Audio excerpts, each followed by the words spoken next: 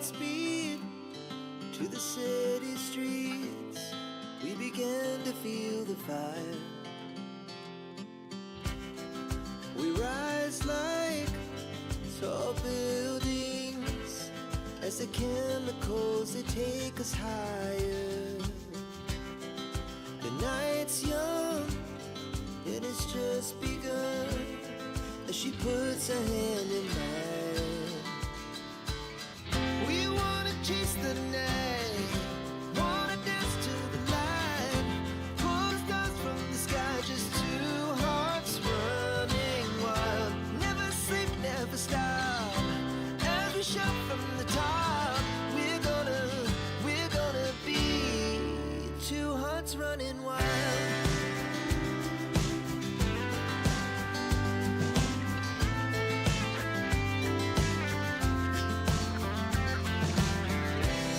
Now the morning is the afternoon. We lay awake in bed. The laughs so loud as the hours pass. We're gonna do it all again. We wanna chase the night, wanna dance to the light, pull the stars from the sky, just two hearts running wild. Never sleep, never stop, as we shout from the top. We're gonna be, we're gonna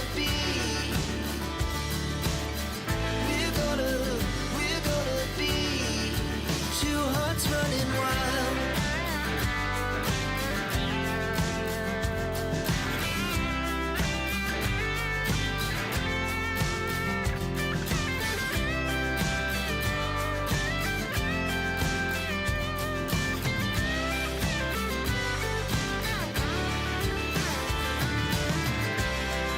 The moonlight, the summer sky, it was the best we ever had. Good afternoon, everyone. I hope you're having a great Friday morning. I should say to your US people, happy Thanksgiving. Yeah, amazing. It's really getting closer now to Christmas. It's in 4 weeks' time. Believe it or not. Um, it's all just around the corner. Well, it's a bit more than 4 weeks, technically 5 weeks, but still, it's scary how time flies. It's December on Monday. I'm slowly feeling a bit better, which is awesome. I'm still not completely fit. I still have my cuffings, but it is less. Um, but yeah, I am finally improving, so that's awesome. I do have Fleur with me, laying here next to me, and I also have my knit hat, and I weighed the yarns and I've measured, and I don't think these two skeins will be enough to make the 11 inches before the decrease for a double brim. That said, these yarns, they were like 60, I don't know, 62 grams or something along those lines. Actually, I could find it. I did write it down. Um, but I have like I had 5 skeins to start with, but they were all different weights. And due to that, well, I basically just took the two lightest weighted yarns. Um, they were 62 and 64, and now there's only a single gram difference, which is likely due to one of the yarns had a yarn knot, which I cut out. So I have an end somewhere in there that I need to weave in. But as I said, I do have 3 more skeins. This one is the lightest of them. There's only 71 grams here. So I think this single one, I am likely going to double strand with a different color or different yarn, just because, that makes most sense. These two, one is 85 and the other is 86, which is like 20 grams more than this. And I think what I'm going to do is I'm going to finish up these. And then when I need to add new yarns to be able to finish it with a double brim, I will do it with these 2 skeins, because honestly, I think that should be enough to make exactly 2 double brim, like 2 rib knit double brimmed beanies from them. So that is currently my plan.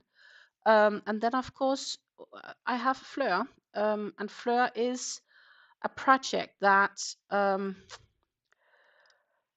I've been working on, and I could find it.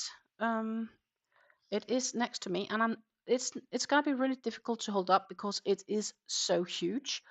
But I am literally gonna move myself a bit back, place it all, and then kind of move back forward, and then we're gonna see if it's actually gonna work out on this stream. I really don't know because it is so big. But we will see. Um, and of course, I know that we may not have as many around as normally because of the Thanksgiving. I hope that a lot of people have been enjoying their families, and the time they've had with them, uh, and just maybe are sleeping out. Who knows? Or maybe you're popping in and saying hello, and that would be wonderful as well. My work week has been busy due to the Black Friday as well, because we do work in the field of marketing and sales. And yeah, I don't need to say much more than that, do I? Let's see here. 101, 207, and I'm working on row 105. And I need to go to 129. And I want to do that this year. And that, my friends, I'm not sure if I'll make. And therefore, I genuinely want to work on this shawl. Not shawl, blanket, because I want to finish it this year. I've been working on it for almost 2 years. I've not been working on it vigorously, but I've been working on it, I would say, regularly. Um, but I've had periods where 1 or 2 weeks not touched it, especially this summer because it is so big. It's now pretty warm to sit with. So what we are gonna do is I will pop you to the dual view, and we will pop my friend down a bit. I may need to darken it. I'm quite sure I have to darken it, actually. But that's just because I know how it works. We are now right now default, and to darken it, I need to go all the way bright. We are darker and a little bit lighter. So I have made the first quarter of this round. So I just need to find out where I am. I need to continue from here. And as I said, it's a huge project right now. You see just a small snippet in the thumbnail. And now my challenge is to get all of this yarn located in a manner that will work. And I think that is going to be like this. And, well, all this yarn, or should I say all these blankets, because that's the thing, right? It's going to be a blanket eventually. And then next challenge, to find out how this got tangled up in the move. No tangle anymore. Awesome. So I do have the yarn on my little yarn spindle. It goes a bit here out to the side just for me to get easier track of everything. And then, my friends, the goal from here is to crochet. I started already. This is the second round I'm working on. We are working only in the dark blue right now, and we will have to go all the way around. So the thing is, full round right now takes probably 2.5, 3 hours. So will we reach to start working with the cream on this live? I don't know. We will basically have to see it as it comes. Let's see, 105. So we are now on the double crochet bit.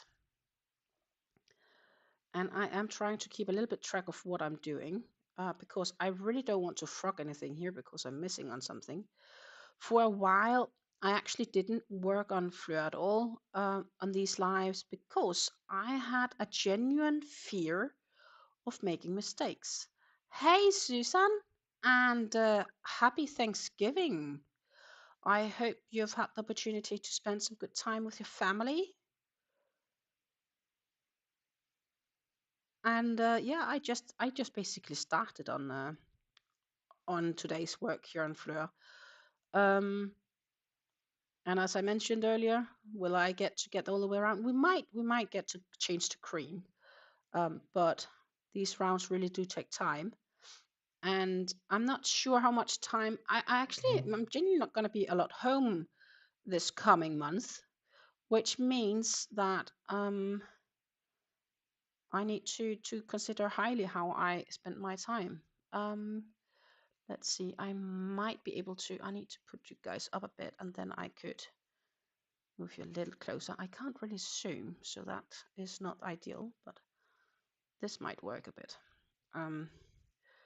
So yeah, this is the negative side. That will be the positive side, and I'm just chipping along basically. So double crochets is in the previous row, so not like the row before, but the row before the row before, so second previous. And the single crochets are then done in the back post of the previous row. So you skip a row, so to say, for the double crochets and go in those front loops to make double crochets in, and that way you kind of make it overlaying. So you could consider it sort of an overlay mosaic kind of concept here. I'm probably not the best one to explain this because I just started this when I started this blanket 2 years ago, and that's kind of like the amount of work I've done in it. And then of course, if we get tired of this, or if it's proving too impractical, I have my hat that I'm working on, my beanie. And I've concluded that I won't have enough yarn in the skeins I've currently attached for a folded brim, or a double folded brim. But I should have enough yarn to make still 2 of them. I just need to attach some yarn to finish the first one and weave in ends, but that's just how it's gonna be.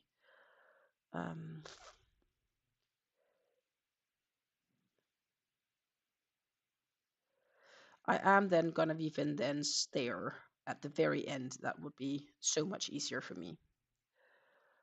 So much easier. So everybody who's peeking in, happy Thanksgiving, and if you're in the US, I do hope that you have the time to just sit down and take a breather and grab your crafty project and hang out with me. So I need to start on 27 double crochet. So the next piece is easy. It's just 27 stitches on this whole piece. It's kind of prepared for it in the previous row. So I am going to crack on, so to say, for that bit.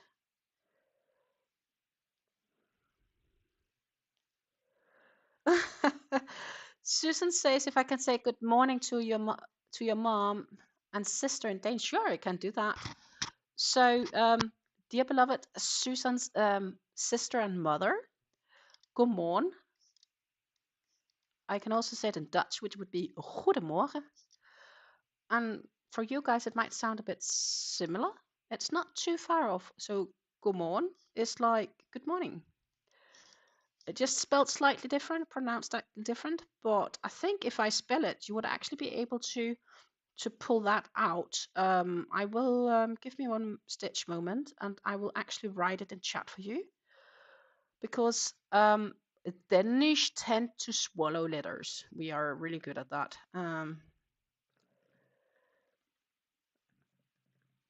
And we would generally tend to make 2 words, I think. 1 word, 2 words.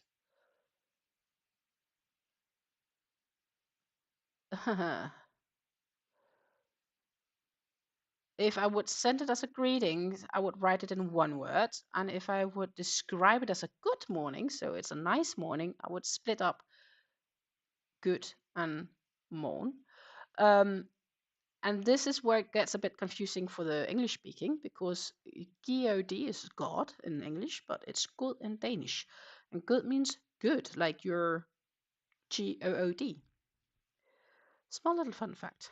The challenging one would be the Merry Christmas ones, because you wouldn't be able to, like, you'll be challenged to pronounce the Danish Merry Christmas version. That is a genuine challenge. Merry Christmas in Danish is a glædelig jul. which is a lot of fun letters and a soft D and all that stuff. So it's not the easiest to pronounce. Many say that Danish is actually a very difficult language to pronounce, but not too difficult to read. Very welcome. It's not that difficult to read Danish, but to speak it is challenging, because the thing is, Danish is not spoken how it's written. And I think part of this is due to these letters. Either you can hear them or you can't hear them. We have like 3 or 4 ways to pronounce a D. They're soft, or they're hard, or they're long, or they're short, or they're mute. Like, all depends on how the letters around them are. And a lot of it is taught more likely because you know the language and you kind of then know how it's spelled. So I guess to some extent you can think about it, so to say. I don't know if that's how it gets remembered. In Danish, we consider us to have 2 types of people with dyslexia. You have dyslexia when the letters just jump around and all look like, like small ants running around, and you can't really fiddle them up the car, and it's difficult to write anything more than um, one, like more than, let's say, 4 to 5 letters, where there is another type which is related to double, not vowels, double, what are they called? Vowels is the A, E, I, etc. Then you have the B, C, D, F, G, K, etc. And Danish have a lot of word where there is, for example, to clap is at klappe, and that can sound both as it is a double P, but it could also sound like a double B for some people, and that is another type of dyslexia. So some of it is really learning by doing, but I think Danish isn't easy when it comes to either you're good at reading or you're less good at speaking or something like that. Of course, speaking comes natural, but Danish is definitely not an easy language to learn. And then we have these various sentences, which can be proving how words can be misunderstood, or how some words are the same as but have multiple meanings. A really good example, and this is now, I'm going to ask you to sit down and focus on what I'm saying, because you're going to be like, what is she mumbling about? She's saying all the same. But in Denmark, in Danish, we have the saying, it's being like, far får, ikke får lam. So what is this? It basically means my dad is getting a sheep. The sheep doesn't get sheep, the sheep gets lamb. And that is because the word får means sheep, and it means to get something. That could be to get children, or to get a book, or basically to get, right? So because of that, and the word far, which is dad, is basically looking almost the same as the word for. There's just missing a little sign on top, because we have a couple of extra letters in Danish as well. And they have similar things in Dutch, and probably also they have some similar sayings in English, I guess. But that was just like a little fun one. Danish is, challenging. And I think sometimes maybe because I'm trying to teach my partner Danish, but I wouldn't say exactly I'm very successful at it. But I wonder if it's a part of it is due to, of course, he not needing to use it on a daily basis. And a part is maybe also that I'm a bit perfectionistic, so I tend to be a bit pushy as to how good he needs to do things. Now I just need to compare this with, this is the first bit, this is the second bit. So what am I doing there? I'm having one stitch over, which should fit with 5.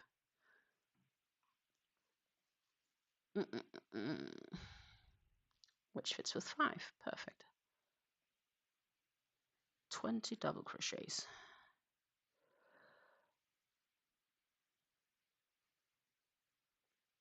Anyhow, so far it looks like we are going to do the right thing here with Fleur.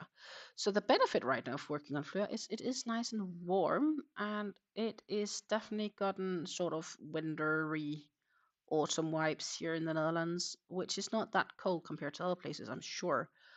But I've really the last 2 weeks felt like a frozen stick. Doesn't help, of course, that I'm having this cold I'm struggling with. Good afternoon, Helle. Good afternoon. Let's check the weather for my local region just for funsies.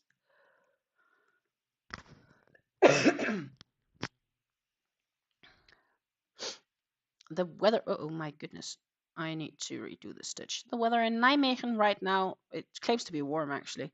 I don't think it's 9 degrees outside, but it probably is. It's 9 degrees Celsius, so 48 degrees Fahrenheit. The wind is blowing from south-southwest at 11 miles per hour, and the current humidity is 95.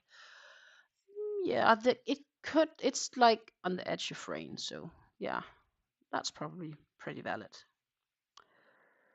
That is probably pretty valid.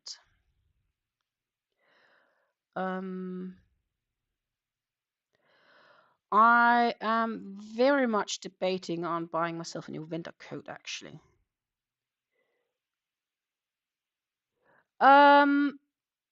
Sure. Give me a moment. So the yarn I'm using is an English yarn, actually. It is the Stylecraft Special DK. I don't know if she is familiar with that. I do not have, I need to move a few boxes away to actually get the yarn. So I just caked up the yarn that I'm going to be using for the next. So right now my yarns are caked up, as you can see here in the nice box. But I do have a label somewhere. So cream is kind of like the main color going through it all. Then we have here the petrol. So this is one full cake when it's caked up. It's the petrol that I'm going to change from when I change from the navy, French navy. It doesn't matter what color it says. So the yarn label I'm using is this, which is the Stylecraft Special DK. It's a double knit. Stylecraft is an English yarn. It's a Turkish yarn, technically. It is 100% premium acrylic. They are 100 grams, so 3.5 ounce skeins to 295 meters, so that's about 322 yards. So DK weight, recommending 4mm crochet hook, which is what I'm using also for this pattern. The Stylecraft Special DK here comes in a very nice spectrum of yarns. They have like 100 different colors or more. I think I might be able to find it. They should have something on their Stylecraft Special DK yarns. Let me open their website, and then what I'm gonna do is I will do our shopping screen. They have this lovely description here. Special yarns are class leaders, are 100% premium acrylic yarn on the market with a huge number of colors to choose from. This yarn has super soft handle, natural, anti-pilling, and though enough to have blah blah blah so it can go straight in the washing machine as well. It is a really nice soft yarn. It's quite delicious to work in, personally, I think. So I'm working on the DK weight, so that's probably the 4-ply. Oh no, it's a DK weight. There should be something thinner then. And I think so. They even have new colors here. So this is just like a small selection of the yarns.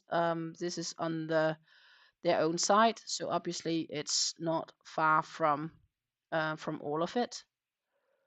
But in short, this is basically they have such a big area of colors. They're probably like 100 colors.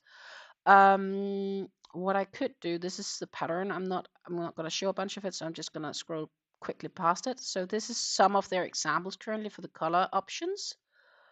And I am making this example 3. She actually made a new one since. Let me find it. because I do believe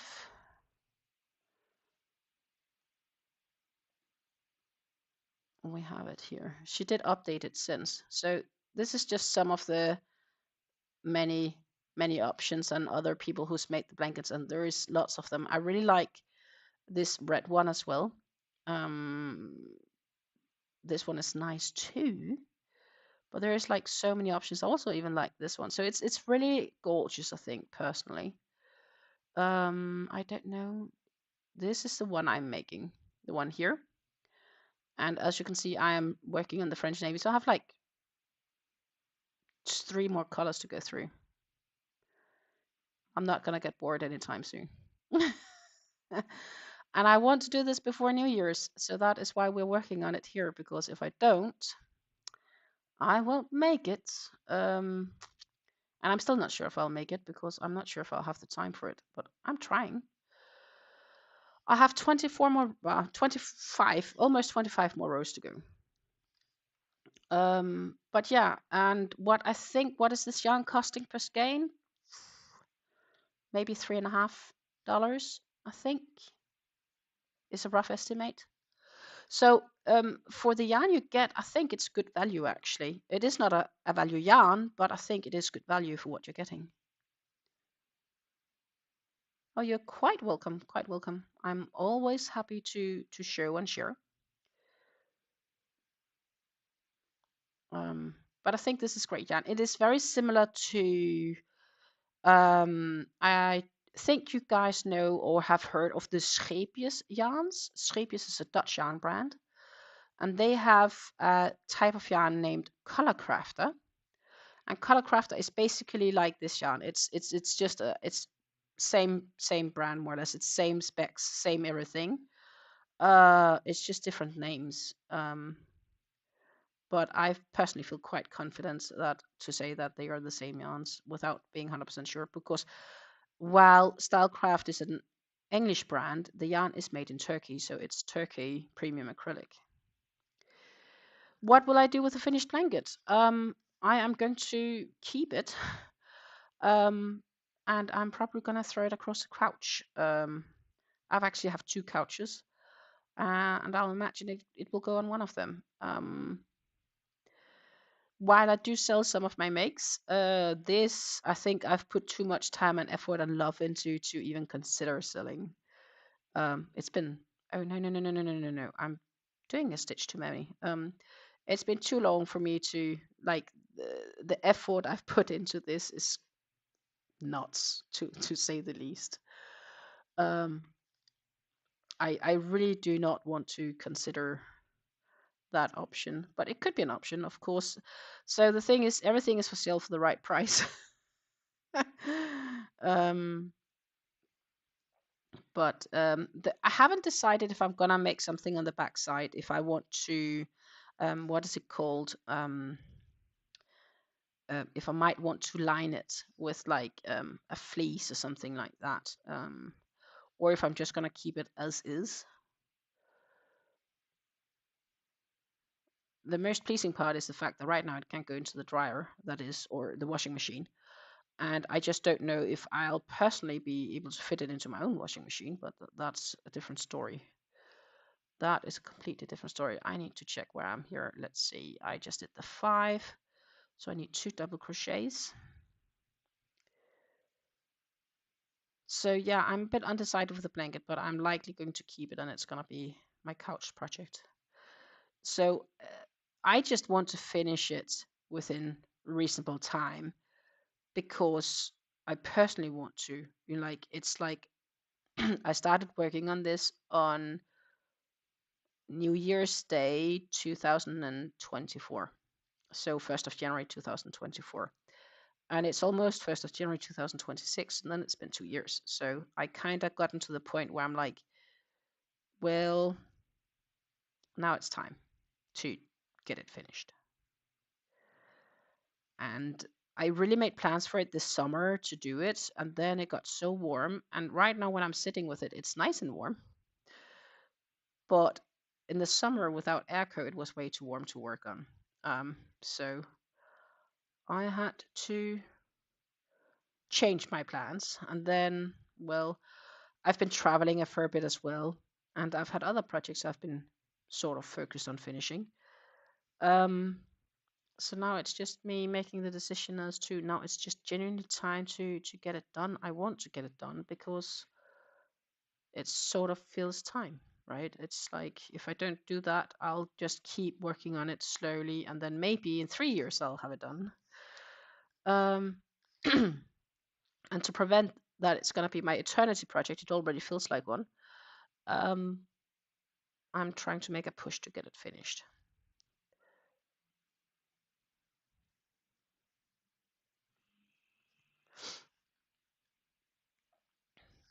Your niece is traveling down to New York with her boyfriend. Oh, that's nice, I think.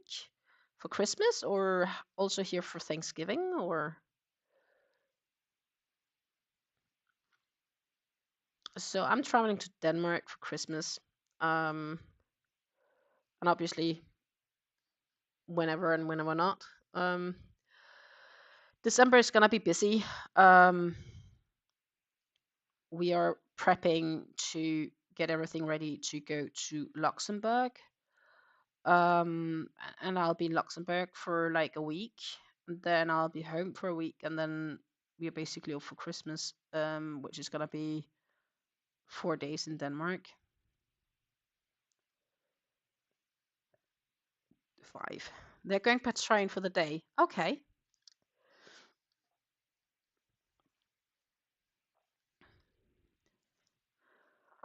I guess the train system is okay, though.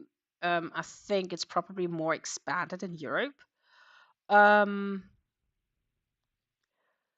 I recently heard that here in the Netherlands they want to increase the costs of the gasoline to help fund public transportation.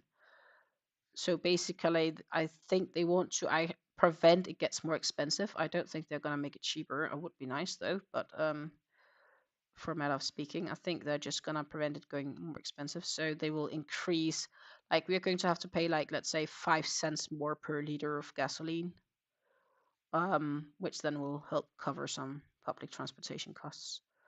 Is what I've heard lately. So that's one of the most recent things of the government's plans. We have just actually got a new government. We had electoral votings here in the Netherlands about a month ago. The train ride is a little over an hour. That's good. If I would take the train to Amsterdam from here, it would be a bit more like it would be an hour and 20 minutes.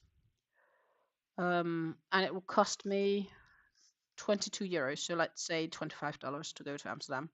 Not talking return, I'm just talking a one-way ticket. I could also take the train to the airport, that is, if it's going. In Denmark, I also take the train from the airport to a station closer to where my parents live, because my mom doesn't necessarily have the energy to go all the way to the airport to pick me up, and my dad, I didn't want to send him on his own all the way to the airport. That's not a clever idea. So instead, I'll just take the train because it goes straight from the airport as well. And for the distance I take the train and what I pay for it, you can't drive in a car. It's actually reasonably cheap, especially if I travel outside rush hour in Denmark. And if I order the tickets on time, sometimes I can get tickets for like it's an hour train drive, and I can get it for like €3, like three to $4 for train tickets for something that's gonna be like let's say 50 miles. So that's pretty okay, I think. Yep. So it works okay. And I don't mind taking the train. That said, I'd rather take the plane than the train all the way to Denmark. That is pure a time specific thing. Plus, when it's gonna cost about the same to take the train and it's gonna take longer, and I need to change a few times, I'd much rather take a flight and be like, yeah, that's done and dusted with.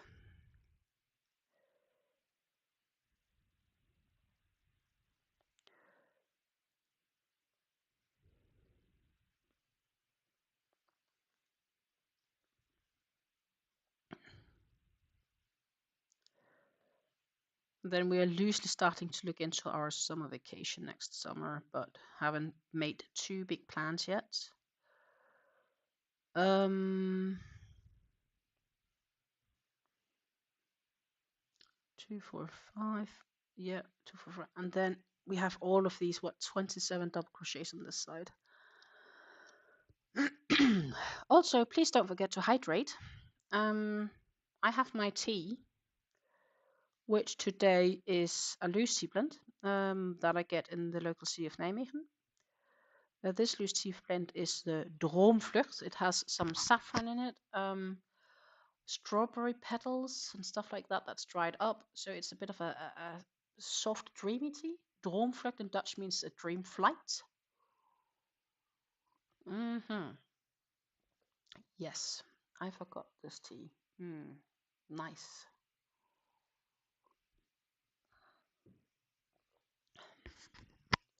So yeah, don't forget to hydrate. And then further than that, I'm just chipping along here on this blanket, and I think I may have a different approach to how I'm placing the stitches than other people. I go in from the top of the stitches, so kind of like you have these two legs. I go in between and to the front or the back post. That is how I personally approach it. Other people could do from the underneath and go up and grab it, but I go from upside and go underneath instead of going from underneath and up.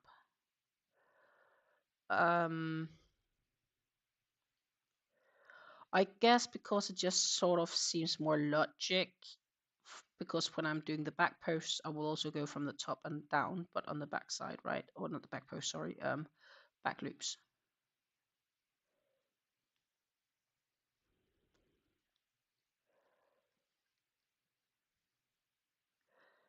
So when we are all the way through here and just gotten around the corner, I'm going to move a bit back out again, and then we are gonna turn the blanket a quarter around so that I can easier work on the next side. I have recently figured that this is definitely the best way of approaching it now at this size.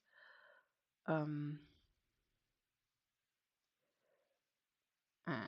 I think for sure that we are working on the turquoise one, or the petrol color next week. I should be able to get that far this weekend. Meanwhile, I can also officially announce that I've finished rewatching the whole series of Bones. Yeah, no coming back from that one. It took me like all summer.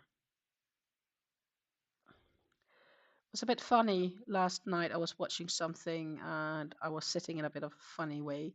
My partner was like looking at me, and I was like, "Yeah, it's exciting," because I started watching something else, and so he was like, "Oh, so Bones," and I'm like, "No, I'm done with it."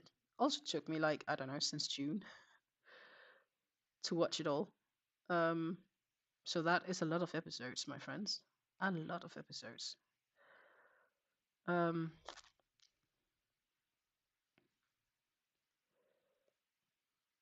I need to find something else to watch. But what? Any recommendations for series? They have to be present on either, or watchable on either Prime, so Amazon Prime, or on Netflix. That is kind of my requirements. If you have something you would recommend me to start watching, feel free to mention. And I'll have a go at it. A part of me have been debating if I should re-enable my HBO Max subscription for a month, but I also know that they are responsible for the Winter Olympics, and I do like watching Winter Olympics.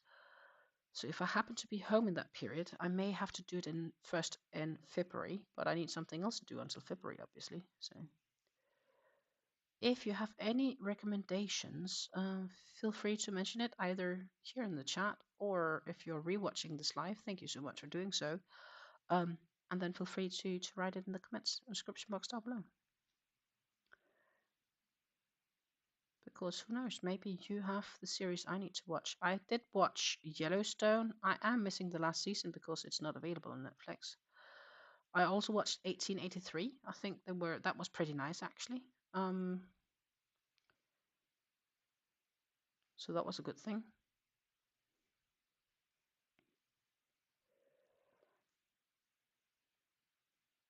And I do believe my partner has a few movies we need to watch at some stage, but you know, I can't sit and crochet on this and watching a movie. Else I'm just gonna do whatever random stream on YouTube and watch whoever is live. That could be an option too.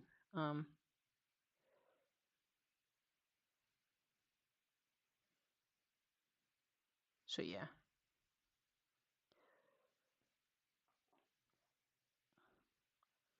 We are getting closer to the end of this row, which pretty much confirms me it's a row. It's about half an hour.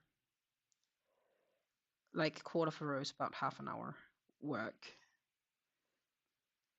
And that again all depends. At the end of the rows, I tend to be a bit quicker because it's like a side. One side is a quarter of a row, and once you have done one, you know, the following gets a bit easier because you can sort of remember what you do. So I need to look a bit less in the pattern, and I can compare just by looking at the previous quarter of a row or previous side. Let's see, 1, 2, 3, 4, and I do believe it was 4. Yes, and then I need to do the corner.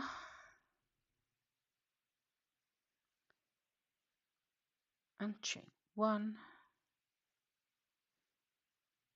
Then we need to do another 4 singles, and then it's time for the doubles. So I tend to just make a few stitches on the following side. So we start on the third side of this row.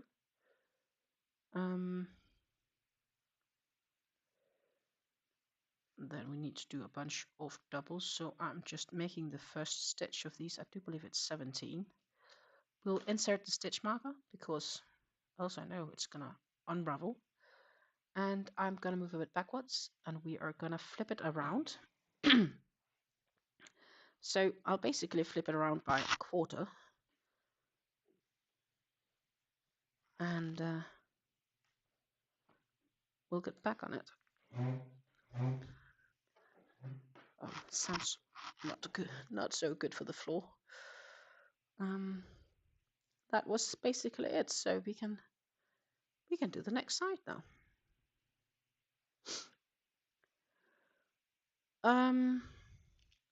And that is basically what I've been doing when I've been working on Fleur. It's like I'll make a side and I'll move a bit around, and then I'll again flip around for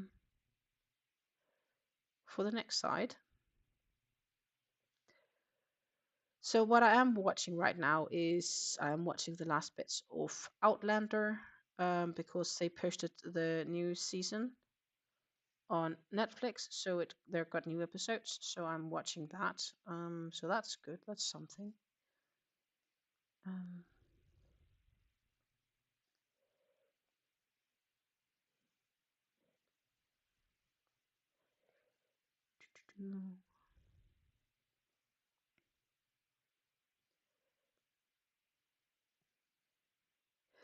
Then I'm actually rather upset with Prime because they cancelled Wheel of Time, which is a series I was also watching there. It's not been renewed, unfortunately, and I think it really had potential.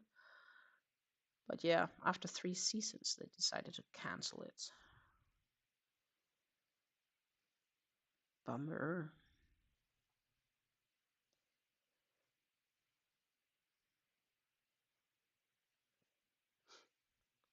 So what are everybody's plans today? Just lounging out, relaxing after the not Black Friday dinner, Thanksgiving dinner yesterday, or do you have other plans?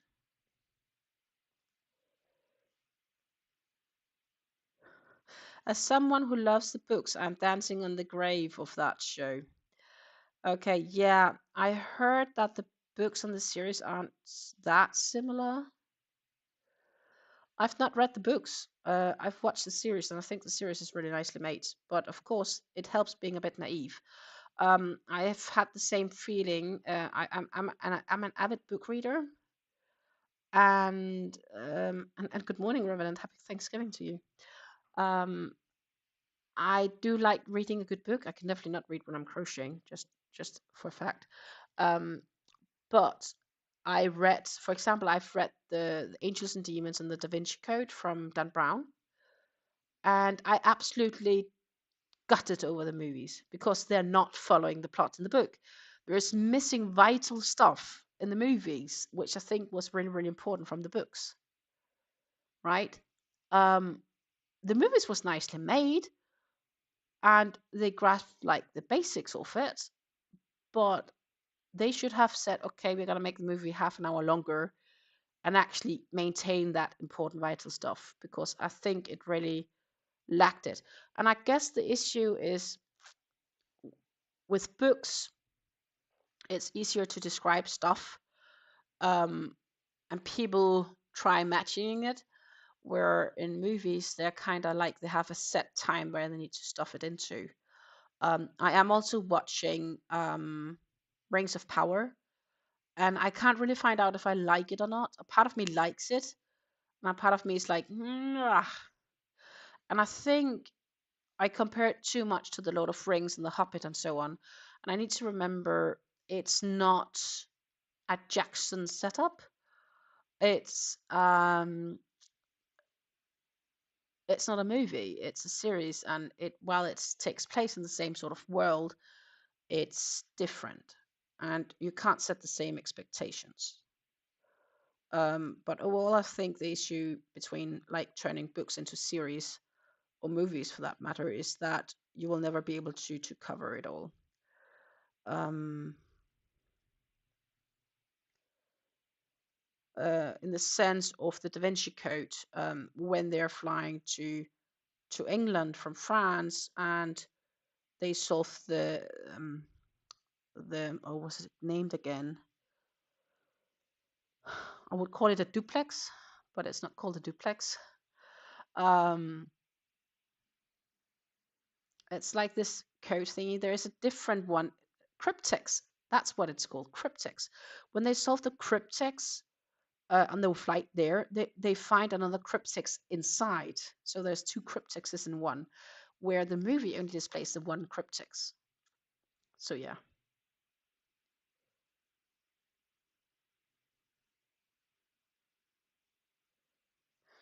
I gave up on that show when they added a wife for parent just to have him murder her for pathos. Lazy writing with zero forethought. Fair enough. So the thing is, I don't know the books. So for me, it's look, I just go for the story from where it is, and I think they make a really good. I think they actually made it really nice. But that's based on not knowing the books.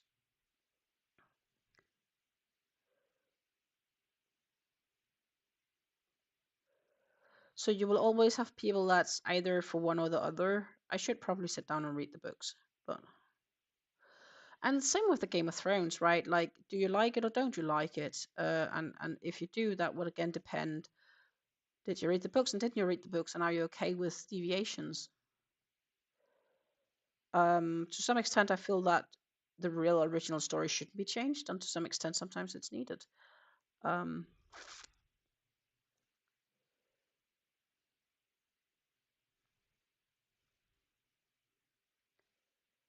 it's a challenging thing. Recently, we did actually watch a quite good movie, but what was it called again? Oh my goodness. Caramello. It's on YouTube. Not YouTube, sorry. It's on Netflix. And it is a Brazilian movie about a dog and a chef that makes a friendship and stuff like that. It's actually a quite good movie. Um, If you have Netflix, I will share the link in the chat. I can warmly recommend. So I watched this one, I think, was it last weekend, together with my partner, and we really enjoyed it. Oh, no, maybe it wasn't. Did we watch it Tuesday evening? I don't remember anymore. It was in the last week. It's like an hour and 40 minutes or something like that. So it's not too bad either, lengthwise. But it's really nice. It's a really nice movie. And it really puts a few things into perspective that I do like. So I think it was a good one. Can recommend.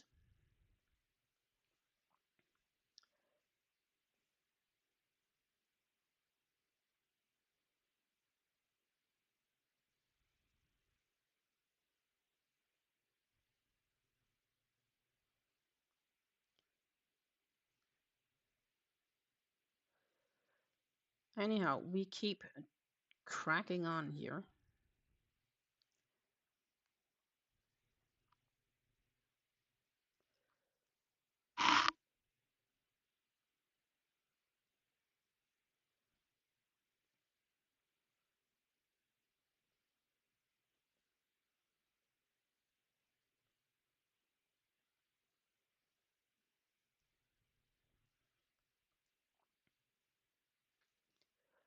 Duh, duh, duh.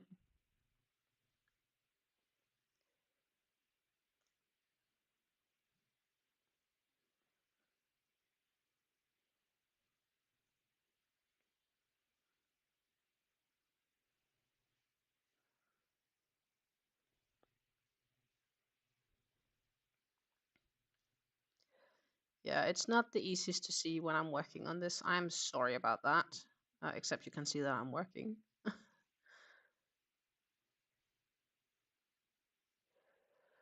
And I have not yet blocked the Lapsang T-shirt. It is on my to-do list, and it's pending either this weekend or next week. I have a few other things planned because, ta-ta, I've listened, and I am doing a very small Advent series on shopping my stash, and that will be on the Sundays in December. Partially also because I know I'm not going to be too much home in December, so I want to spoil you guys with a bit of stuffs.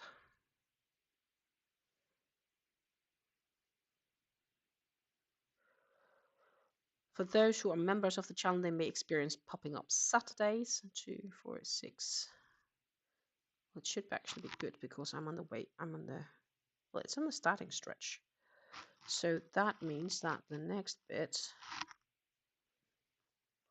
yeah, is where I just need to do 20.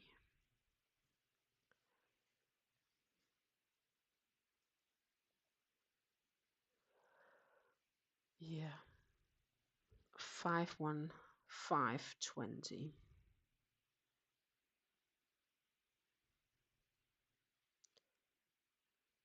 So in relation to Thanksgiving, I saw this yesterday in one of my yarn groups, and I thought it was a very funny. Okay.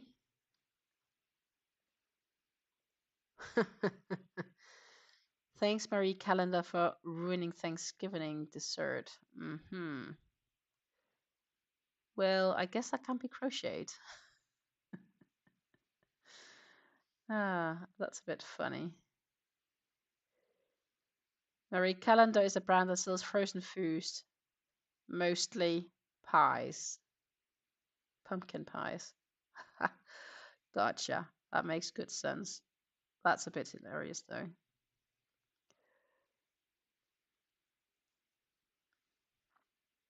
Mm,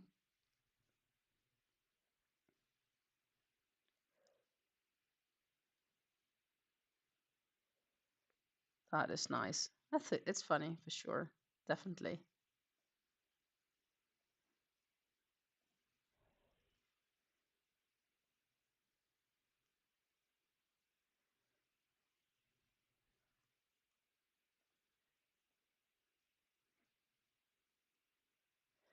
Mildred? Yeah, good question. It was crocheted in yarn.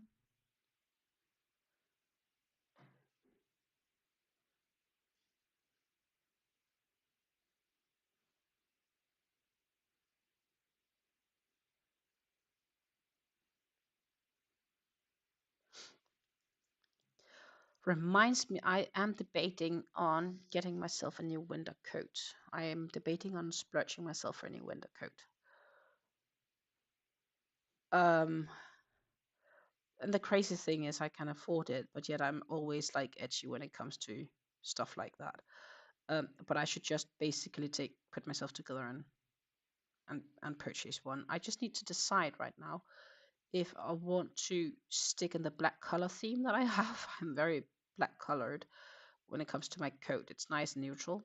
But I've seen one that's very like a nice solid red, which I'm like, oh, that looks good. So I'm debating if I should buy actually a very like solid red, like red as in stitch marker red. A bit lighter than this red. If that would work, if I should get myself a new winter coat in this red color. It's probably a little bit lighter than this, but like a nice solid red. I feel I should get myself a new coat. But I am pending my own decisions. I probably should. Could get one and ship it back if it doesn't fit. Easy. Or if it doesn't like the color on me. Good morning, Lisa. And yes, thank you. Please don't forget to hit the like button if you are in here. It costs you nothing but a click, and it does help me getting out to the more people. And we do like to have more people in here with us because, you know, it's a little social community here. And sometimes new people come in here and they share some awesome ideas. Who knows, maybe they have some great ideas that we can use or you can use.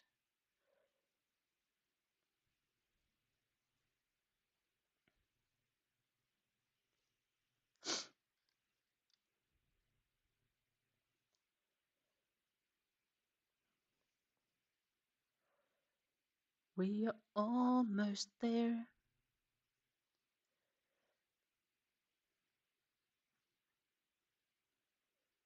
Which means like 2 more stitches if I'm right, but I'll need to recheck.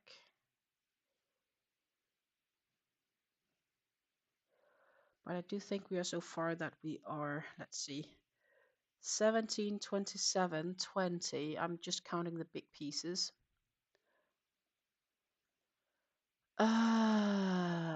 Yeah. Because then I'll do 5 and then I'll have the 2 doubles in there because we are almost at the center of the third side.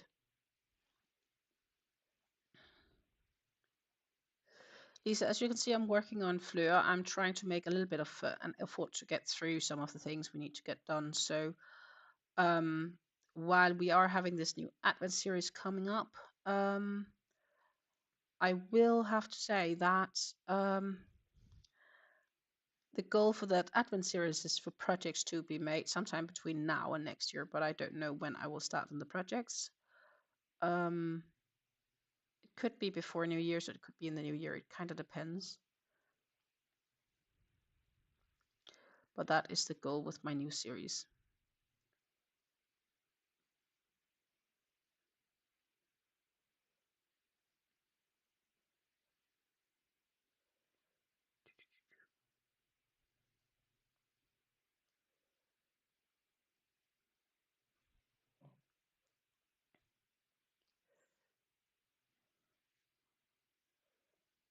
Then we need to have 7.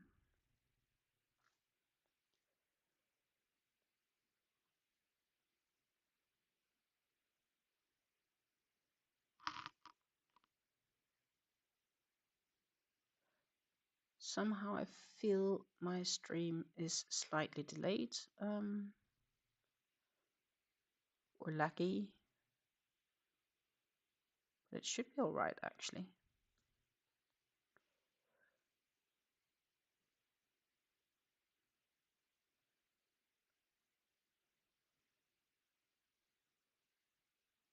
I need to do 1 double crochet, 3 singles,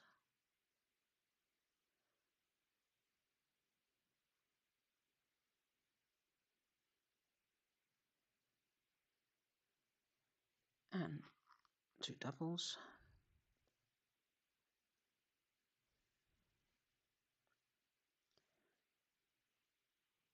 Are you going to cast on start projects as you go through your Advent series? I may, but one thing we know for sure is I will not cast them on before after it has been shown. So after the Advent series is live, if that makes sense. So next week, we will work on either one of my double knit beanies. We will continue on Fleur, or we may cast on the project on which we're shopping my stash for Sunday.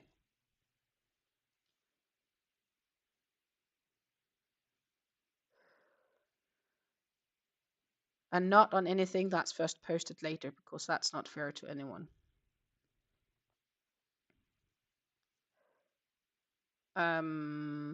I have, what have I?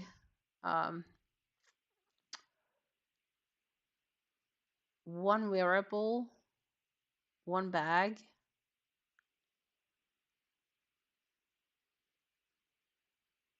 two wearables, three wearables, one bag, and I have one more project I just need to define. So technically, I do have a few projects. Some are bigger than others. Not all of them are super big, but I do have a few projects on that list. It's just to have something a bit fun. And my goal, as I said, for the Advent calendar is to have it done sometime no later than 2026. But I am likely going to say it's likely my next 5 projects. And one of them highly depends on this one being finished.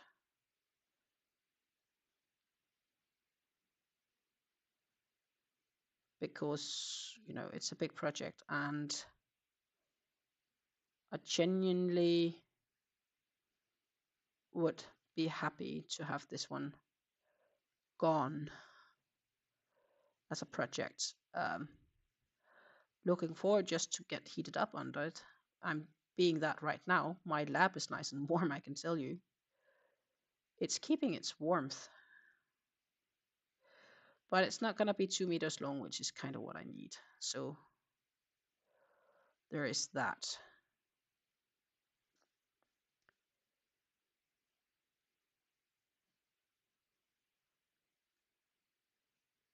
And I'll still have my other small projects in between that I'm definitely going to be working on.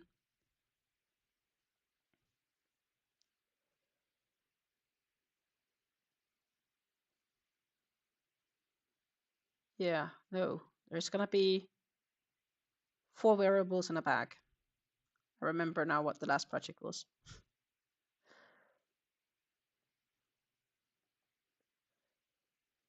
And a wearable can be anything from a t-shirt to a poncho to a shawl to a cowl to whatever, right?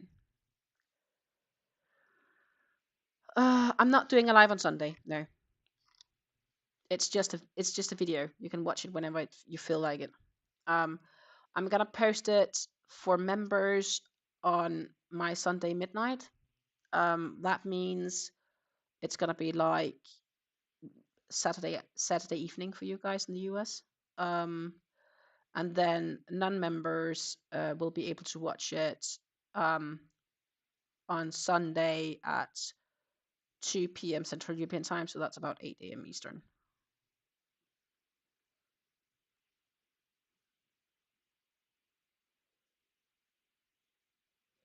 Will your punch also be 1.5 meters long, or is it just me? I probably need a big one though, because I'm always cold. I'd like to design a poncho. That would be really nice. And have it cover my arms nicely, because that's kind of what I'm missing with some of the punches I've made lately. Is I think while it covers front and back really nicely, it doesn't cover the arms well enough. And if you flip it around, it does cover the arms very well, but then the front and back doesn't have enough. So I need them a bit more squared than pointy, if that makes sense. Good morning. Magic for Crochet is around with us. Happy Thanksgiving if you're in the US. And if you're not, just welcome and come and hang out. Coffee is in the corner, or tea. And we are all sitting here and having a little crafty time. It is our all local little Yanni crafty club, because some of us doesn't have a local one. Like me, I don't have one. So instead, I get to craft with you guys. And you help inspire me. And sometimes I make decisions based on those inspirations. But in relating to casting on the projects I've displayed in the advent calendar, I'm not sure how many projects I will reach to cast on in December, because as I said, I'm like, once December really starts next week, like the first few days I'm gonna be fine. So next week I'll be fine. But the week after and until with and after Christmas, the following 3 weeks is gonna be a living nightmare for me to plan, to get around and get live and stuff like that. I still need to see how my partner has planned his days off and so on. So I'm not sure how much. So after next week, it's gonna be a little bit of a hit or miss when I'm live, to be honest. And that's just because every year in December it's crazy like this. So I'm just setting expectations. I had other plans, like I'd wanted to make 4 tutorials for Advent, but I didn't get around it. Would be a nice goal for next year, maybe. But first, we are also gonna sort my series in the sense of we are gonna stash it into Ravelry and go through my yarns next year. My goodness. Bum bum bum.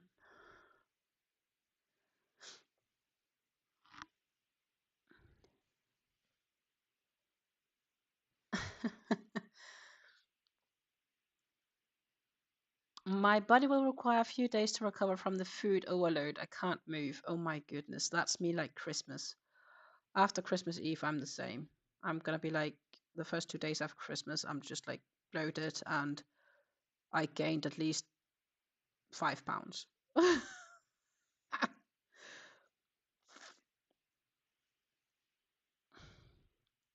Raven says, back in my day, we burned off Thanksgiving with Arena Combat for $36 TV at 5 p.m. the next day. Oh, yeah. So never really done Thanksgiving, because Thanksgiving really isn't a thing here in the Netherlands. I've been working today. Just saying, I was working yesterday too, and the day before, and for me, this is just a regular week. Nothing fancy. I may even have to work a little this weekend because of the Black Friday, Cyber Monday thing. Good thing is, I can either get those extra time paid as overtime or as maybe time for time, depends on what. If I can get time for time, I'm quite sure I'll end up negotiating for that, because I'd much rather have a couple of extra vacation hours, or maybe even a whole vacation day extra, than I'll have my overtime paid out. Because overtime paid out in the Netherlands is really a bad deal. I swear you. It's really a really crappy deal, like financially speaking.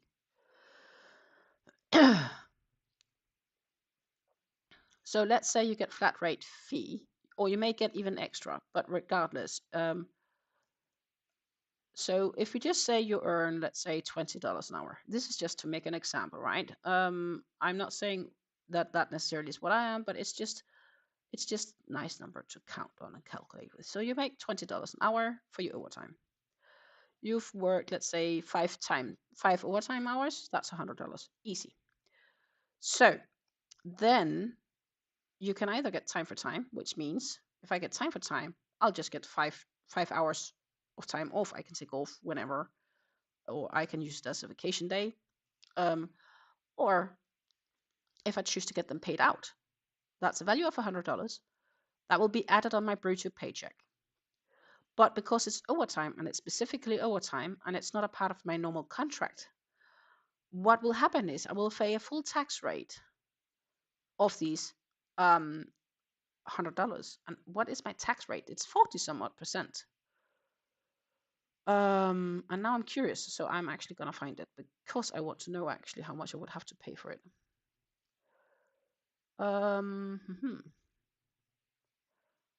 I should have gotten the latest one, but it doesn't matter. I'll just take the October one. Full-time, paid time, it's 35.82. That could be what I'm paying actually. That's my tax percentage rate. Oh, it's because I work not full-time anymore, so I only pay 35% tax, almost 36%. Regardless. So if I'm supposed to get $100 overtime paid out, I will only get $64 because the last $36 is going straight to the tax cash. Why would I pay that much cash in tax? Just saying. Like, I'd rather than not have the extra money and a day off where I don't need to do anything. Unless, of course, that you desperately need the money, but that is not my case. Okay, money is nice,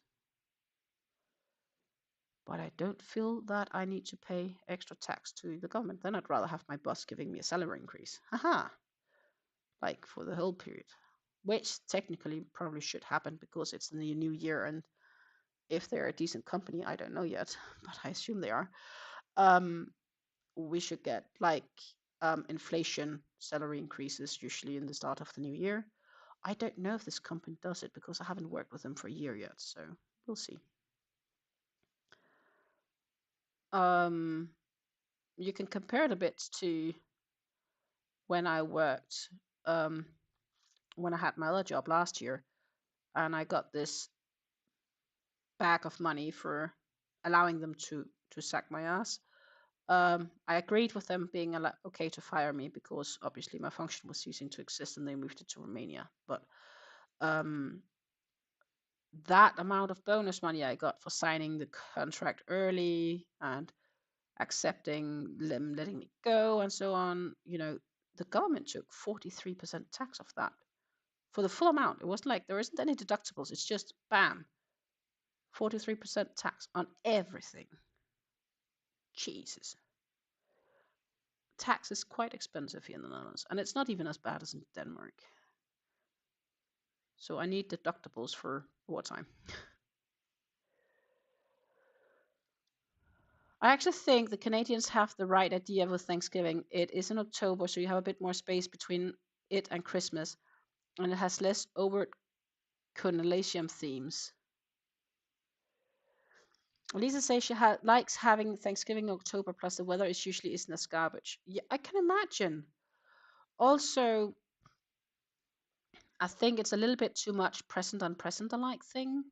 So I think Thanksgiving in October makes more sense. Also because Thanksgiving, I believe, take roots in like we secured the harvest and stuff like that. And then I'm like, why would you celebrate it so late? Because definitely harvest is mostly done in October, latest. So that seems much more logic to celebrate it in October, I guess. And we can then revert to Christmas. Catholics decided they needed some of, or Catholics or Christianity or whatever. They were trying to figure out how can we convince all these heathens, which is all the way up north in Europe. So read just a lot between the lines here, Vikings. That we need to have this celebration, and that is why Christmas kind of came, because the heathen Vikings celebrates equinox and the change of time, and so in old days, we celebrated the shortest and the longest day of the year. And the shortest day of the year is the night on the 22nd until the 21st to the 22nd of December. But we also celebrate midsummer. So midwinter and midsummer we celebrate. And that's kind of how that came into the picture, is what I've been told. We are at the corner, which means that we only have one side to go because I already had done one before we started today. I'm just gonna make the single crochets along here and then a double crochet, stitch marker, get myself to move out from the table so we can flip this blanket a quarter.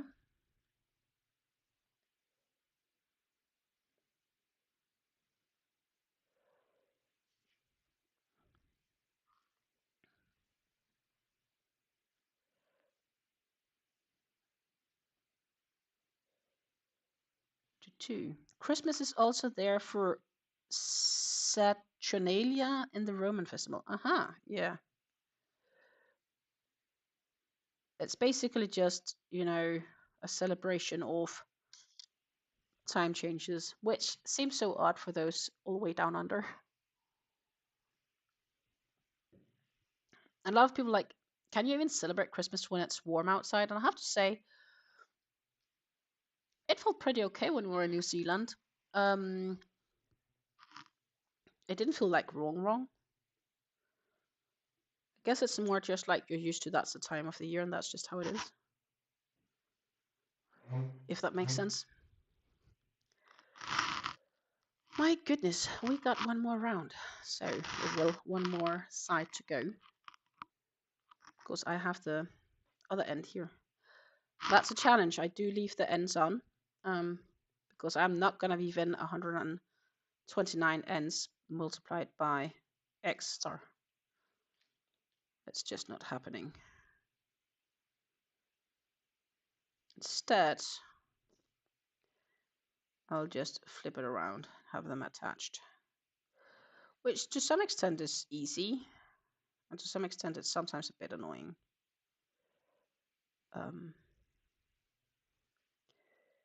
It is going to be nice, so when I've done the next row of the blue, which is going to be, well, 2 rows from now, 2 rows and a quarter, then I'm going to cut that yarn, and then I have a whole row where I'm just going to have the single working one, so that's easy. But the following row, we are back on the classic.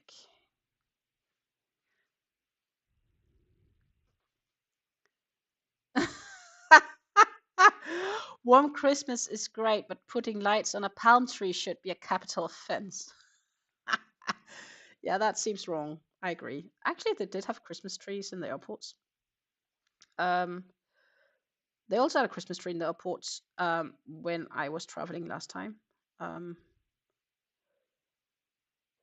So yeah, feels a bit early in November, but I get it. At the same time, I really like it. So most of our street has put up their Christmas lights too.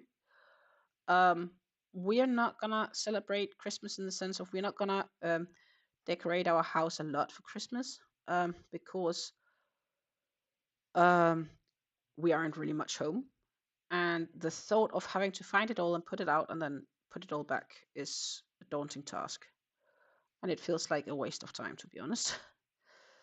Because we're not really gonna be enjoying it that much. So I found a few things, like I found a few lights and stuff like that, and decoration, and just to have some. But I'm not gonna put up the Christmas tree. Every second year I don't put up our Christmas tree because every second year we are barely home in December, and every second year we are home, but not fully in the sense of we always have a period where we're not home. Because we always go to Luxembourg for a week in December for a competition or an event, and we have been there the last many years. The only time we didn't do that was when it was cancelled due to COVID. And I don't remember if we have been in Denmark on some of those cancellations and whatnot. It's too long time ago. Might have been cancelled twice, so we might have had a home Christmas and gone to Denmark one year.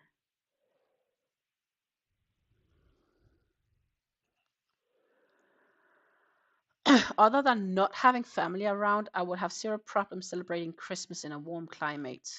In the future, when we actually finish the house, I plan on being in Mexico for Christmas. I will be floating in the pool, sipping a cocktail. Does not sound bad at all. I would definitely be open for like being on the southern hemisphere during the winter months. Like I think I said that last time on the live. You know, we met a guy from the Netherlands in New Zealand, and he was spending the Dutch winters there because then it's summer and opposite. And genuinely, I could see myself doing that, like traveling back and forth in, let's say, um, March, April, and around October. I could definitely see myself doing that. But I probably then wouldn't be shooting that much anymore either if I did that. And you would need a second house and stuff like that. I don't have that much money, so it's not going to happen. But, you know, we can dream. On the other side, I don't have anyone to inherit me, so, and I don't want to donate my cash to the government once I pass away. So I need to make sure it's enjoyed and spent in a good way, I guess.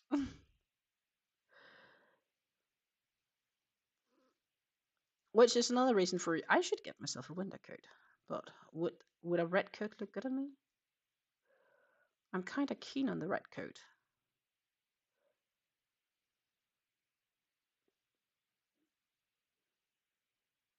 I think it looks good. Could find it for you guys. Can see what I have in mind. I haven't bought it. I'm only debating.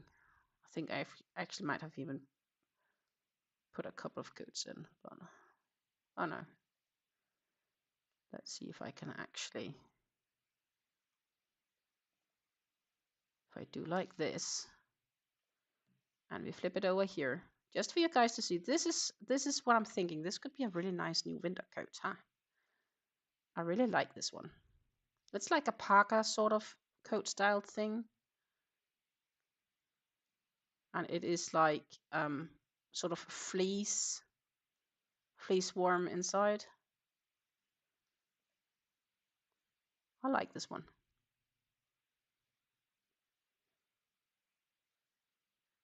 That is, if I can fit it. That would be the big question.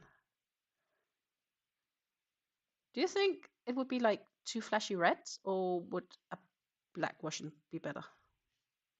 Or a dark blue? Or light blue could also work. But I kind of like, or steel blue would be nice. But this red one I really like. I should splurge myself and get myself a new coat.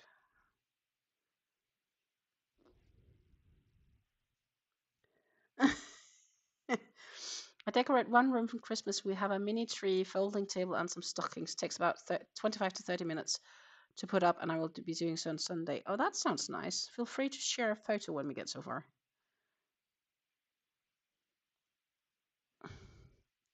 Lisa says, I have to find my decorations. I just have a 2-foot Charlie Brown Christmas tree. Yeah, well, that's not that big then. But, you know, it's the thought that matters. I wonder if we might have a small plastic tree we could put up, you know, like, you know, it's as tall as my mug of tea with some small lights. Reverend says I should get the jacket. It's practical. And Lisa says it's a nice looking coat. And it is a nice color. And I like the red too. That's why I'm like, I should get it. I'm just iffy. It feels expensive, but it's not actually. It's not too bad. It's like 150 euros, which isn't insane.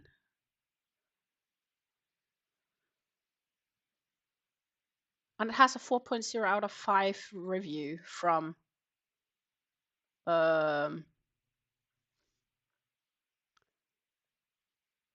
like 150 reviews, which is okay. I think I might want this one. I'll get it tonight if that's the case. If it's still there, I should get myself one. Also because my current winter coat is, I think it's 3 years old. and ideally it should be a number larger, to be honest. I can't easily take an extra sweater underneath. Then I'd rather, get my current winter coat washed and stacked away, and then I have it in the event that my new coat then gets too big or whatever. But on the other hand, right now, finances aren't an issue. I have a job. I can just get myself one. I shouldn't need to think too much about it. I should just need to do it. But a part of me is this, I don't want to overconsume, if that makes sense. And in yarn, I've definitely been doing my fair share of the overconsumption. And a lot of my clothing I tend to use until it's completely worn out. But I kind of like it, so I kind of actually want to get it. It looks really nice, and it's practical. It is a little bit longer than, like, it just about covers your butt, which is what I need on a chilly day. For those of us who don't have Thanksgiving leftovers, what is for dinner today? So no Thanksgiving here, which means that you're asking me what's for dinner. Potatoes and Wiener Schnitzel. So you're eating schnitzels tonight. Oh no, wrong.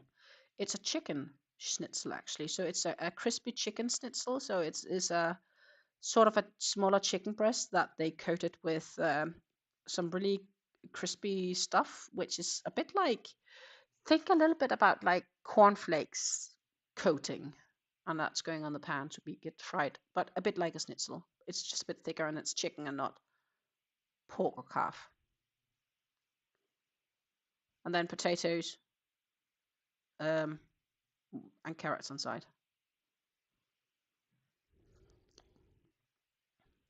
Lisa's making a braised blade roast, mashed potatoes, gravy, and corn. That sounds nice. Honestly, Lisa, I would be keen to come along for dinner if it wasn't that the travel was so long and the dinner is cold when I get there.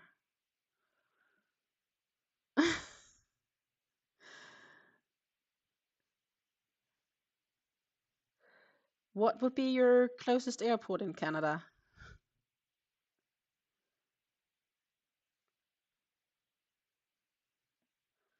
Just for curiosity's sake. If I ever figure out going there, who knows? I'm gonna make funsies.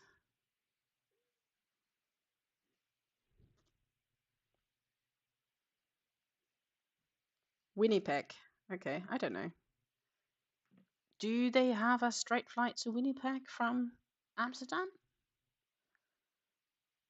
There may be, but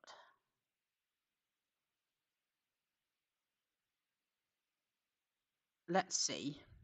Well, obviously I probably can't go today, but let's for funsies go in March. It's not going to happen, but just for funsies.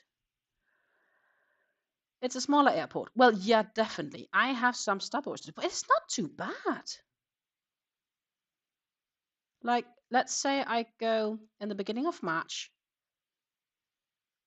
I can go there for like 600 euros return. That's pretty cheap, actually, for 3 flights. That's scary.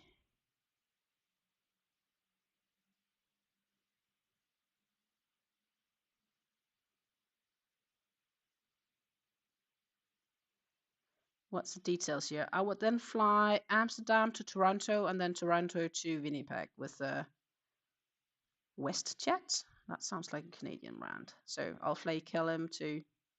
That would be one option. But they also provided a different option. This is Delta. So I'd fly Delta to Detroit, and then I'll change Detroit to Toronto. And in Toronto, I'll then jump back to the WestJet, which sounds like really crazy. That sounds like a really detour route. That's nuts. Why would one do that? On the other hand, one would do that because it's not that much more expensive, and one would get extra experience points for the flights if one would option to do that. But that's a whole other story. There's a few different crazy options, but it's possible. But I would Not a direct flight. WestJet is a Canadian airline. Okay, cool. As I assumed. I could go there. Though if I did, I'm quite sure my partner would be like, honey, are you forgetting something? Which would be, I'm forgetting him, so we'll need to go 2 people.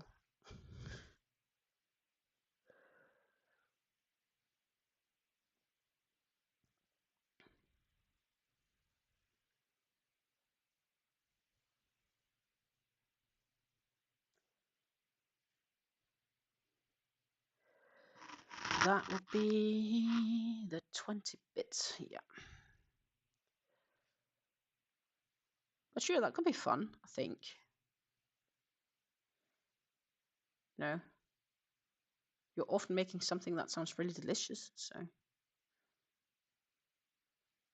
just come along for a dinner. Sounds like a plan, doesn't it? You come and hang out with me in Spain in February. Yeah, that would be lovely. And not as far as a travel. Not sure that my partner would be convinced about me going to to Spain in February. Beginning of February, we have an event here in the Netherlands that I attend, and we have been discussing an event in Denmark also in February. So I don't know if February is a good month actually for me travel-wise.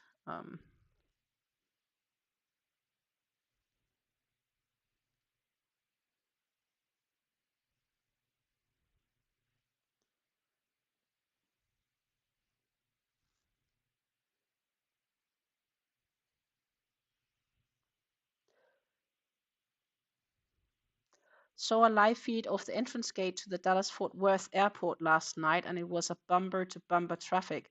Red taillights for a good half a mile, roughly 8 kilometers. Oh, good grievous.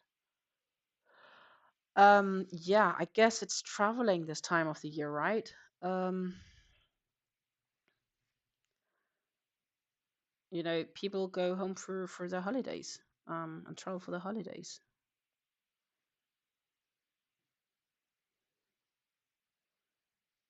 Another reason why the American Thanksgiving is nuts. All the traveling. Yeah. Extended weekend, Black Friday.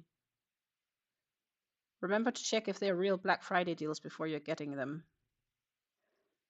Because as I told you, I was looking for some knitting needles and they're definitely not Black Friday deals anymore. They were Black Friday deals compared to the price they usually have to the price that I would have to pay now if I would want to get it. That's actually not a bad price, this one.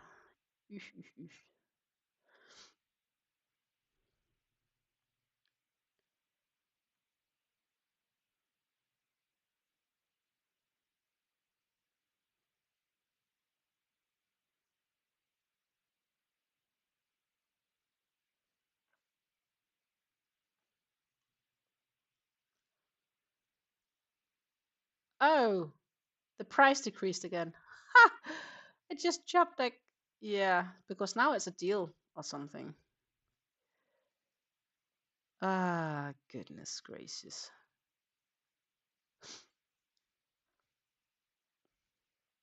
But that's not what I wanted. But yeah, the price dropped again. Apparently the price dropped 36%. Yeah. Not compared to the price it was 3 months ago. But compared to the price it was yesterday, definitely. Oh, I hate this shitty way of doing marketing.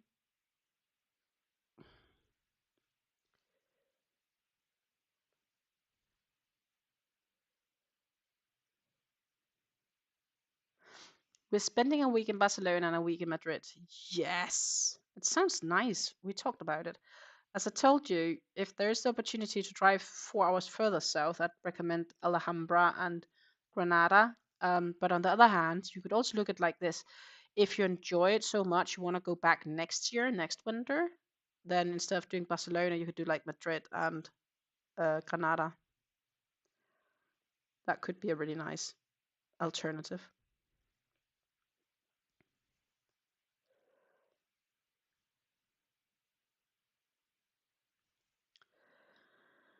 And for Barcelona, you want just to go around and see Gordy's works, basically. That's the main thing you want to do in Barcelona. And prepare yourself that dinner is first going to be at late in the evening. After, like, if you're there 7:30 to get dinner, you're early. 8 is kind of ish more normal to go into the restaurants. If you're there at 7, they're like looking at you as if something is wrong. And that's a bit funky for us because we're used to having our dinner at like 5:30, 6. Dinner's the same time in Mexico. Okay, yeah, so there is some similarities.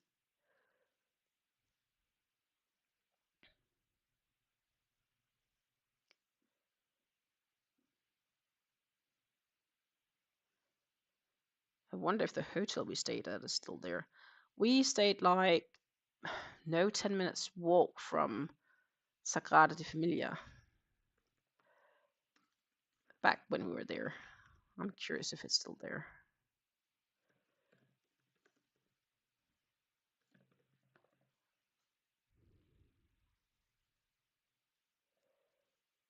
I think it might be.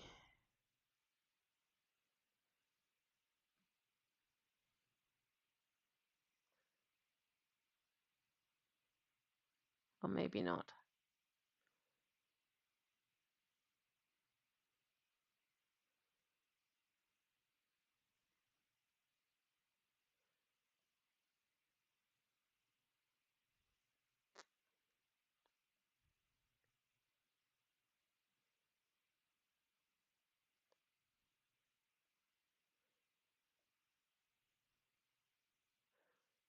But yeah, I warmly recommend the church. And there are a garden next to it, and that garden next to the church, there's a lots of parrots flying free, like parakeets.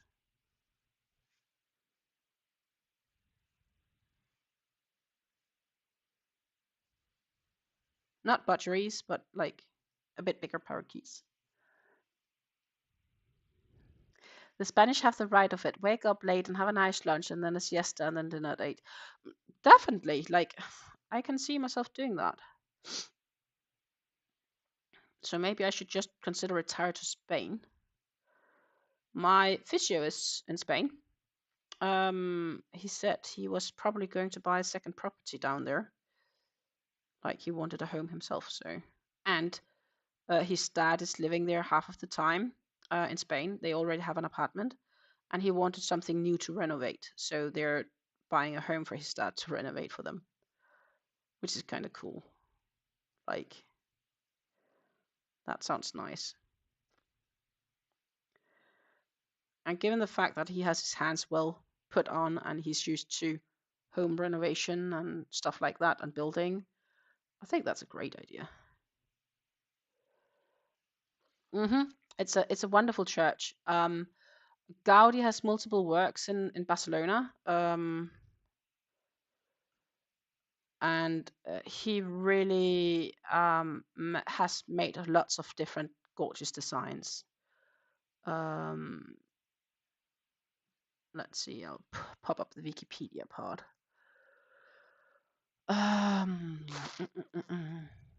His main work obviously is Sagrada de Familia, but he worked a lot with stained glass and other stuff. There is also a garden he made. He designed a garden. I'm just trying to figure out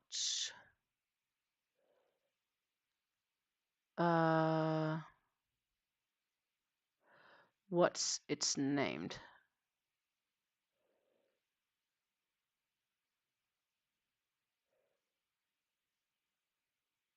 It's Parkwell, so it's like the Park of Gordy. But he made a lot of works in Barcelona, and I warmly recommend visiting them. It's just very nice, and the gardens has a really nice view. So yeah, go there definitely.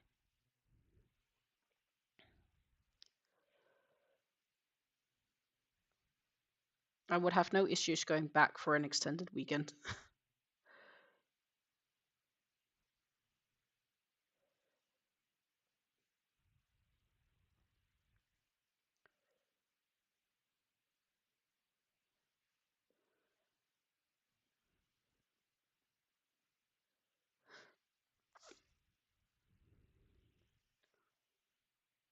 But I can say that about a lot of places.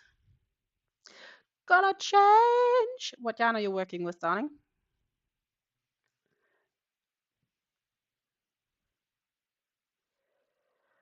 We are gonna change color in half a side. So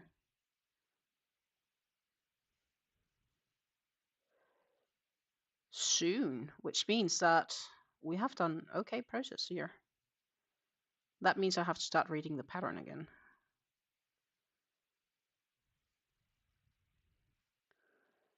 But I should be fine.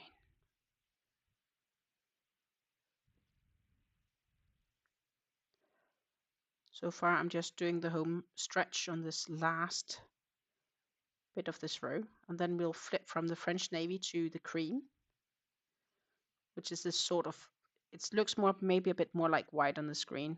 It's more like an ivory. Yeah, cream, ivory, I would call it as well, maybe.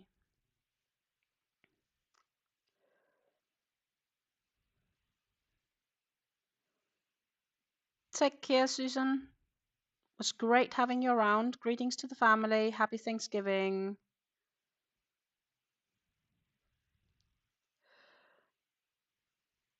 Hirschness Millen, which is actually a hobby twister, yeah.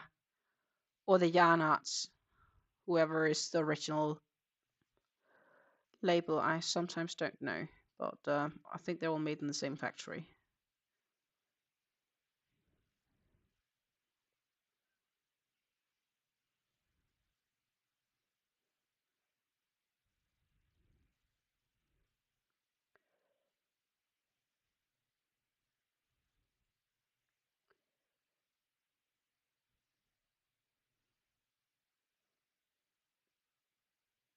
Still need to decide on the yarn I want to dissect. Ah, my goodness. 2, 4, 6, 8, 10, 12, 14, 16, 18, 20. Perfect.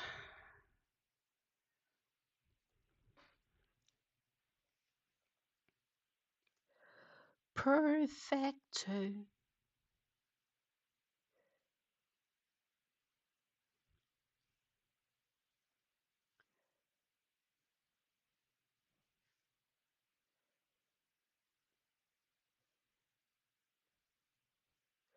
Another reason for wanting to get some of this done is then I have some more yarn I can put on my consumption note for November, right?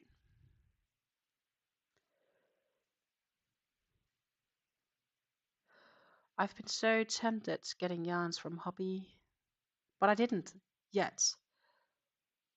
I didn't yet, but I'm so tempted. When I get the Millens, I go hunting and figure out if they're Hobby or yarn arts. Yeah. I personally think it's the same. It's just a question what label they're sold under, if that makes sense.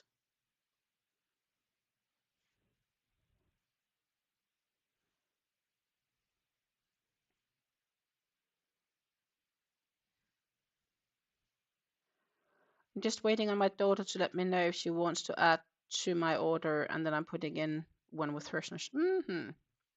More yarn. You lady, you are really going through your yarn. I feel I'm quite slow in comparison.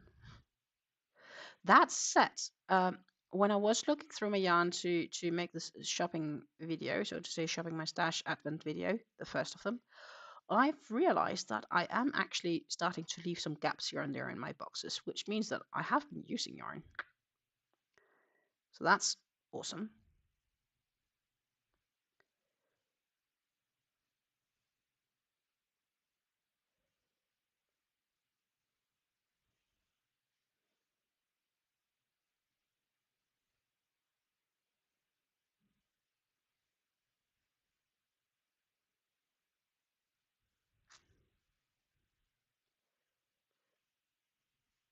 Just waiting on, yeah, so they have some different colorways. Yeah, exactly, that's my point.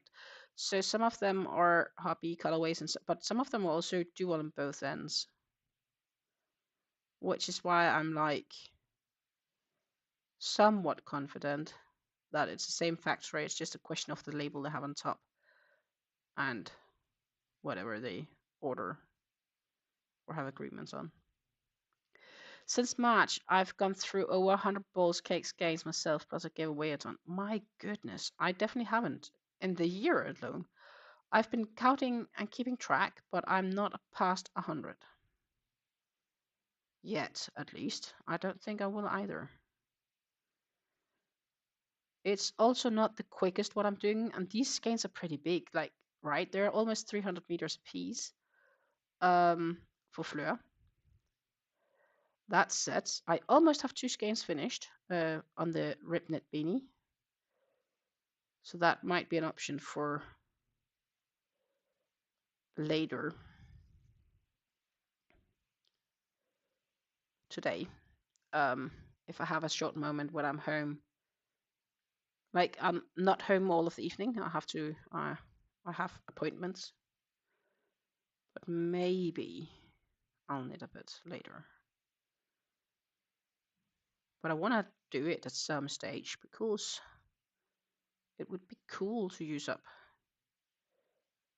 another 2 skeins.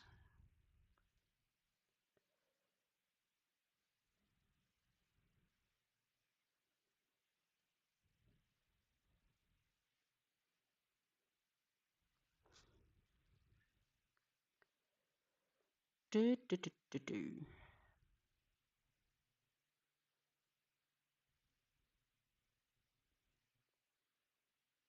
I can hear a small airplane outside. Bit funny time of the day. You know those small Cessna planes?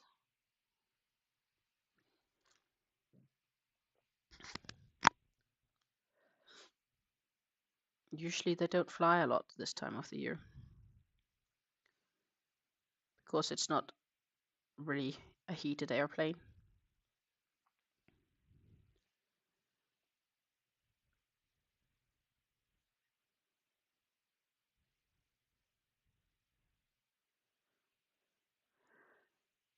I also have a code for extra 15 off. Well, a good reason for buying yarn. I've really, oh my goodness, one of the Dutch stores right now, they're like offering free shipping cheaper than normal, but also a bunch of free stuff if you order for extra plus 15%, no, 20% code. And I'm like, yeah, I want to get yarns. At the same time, I'm like, no, I should not, I should not, I should not, I should not, I should not. And henceforth, I haven't gotten myself anything. But I could check if they actually sell those knitting needles. That wouldn't be a bad idea. If they also carry that brand. Oh, it's only discount on all wool and yarns. Which means that what does it matter if they actually may sell it or not sell it? I won't get the discount on the needles. Bummer.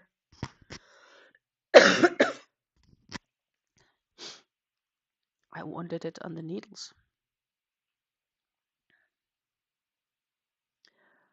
But it doesn't look like they have the ones I want. Boom. Oh well, you can't have it all.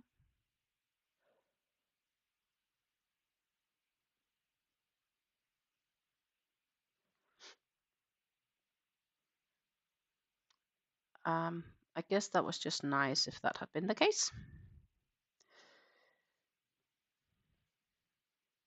But no, it's only on the wool.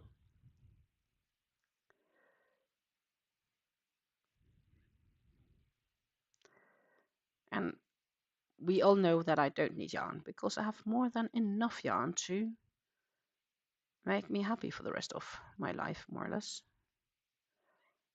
Which is why I wanted to make that count in the first place.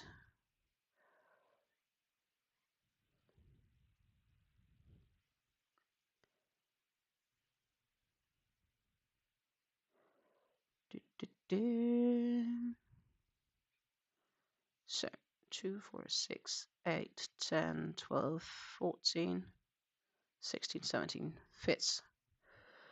We only have 4 single crochets left, and then look, we have blue here, we have blue here, which means round is complete. Oh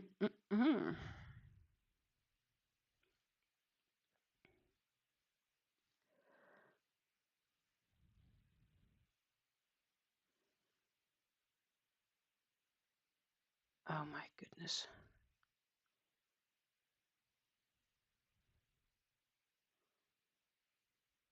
Complete, complete, row complete.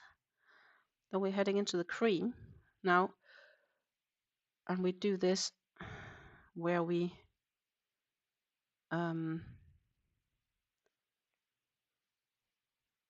collect, so to say, the 2 colors. And what we are going to do is I'm changing to the cream. And then to carry the yarn along, I'll flip that yarn over and I'll just chain 1. And then I'll flip it back. But first, I need to take it off my spindle because I need to change the yarn on my spindle. So this is how much I have left of the French blue. And I have 1 more row left of French blue. But French blue is not going to be working with me for a bit. We are going to pop over to the cream. This is what I have left of the cream. I don't know if that's going to be the full row or whatnot, but we'll find out. If not, I do have a new row we can put on. But this, my friends, is row 106 that we got to. And this is how it looks on the spindle for those curious.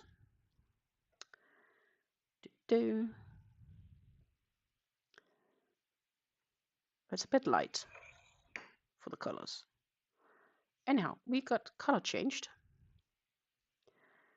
And I need to read the pattern. And actually, before I do that, what I want to do is I need to move back again to flip the blanket around.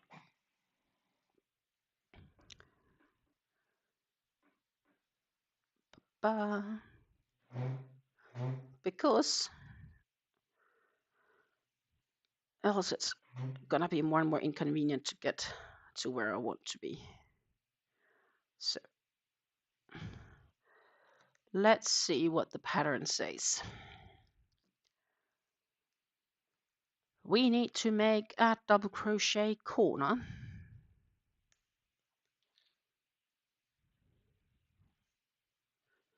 So we'll double crochet around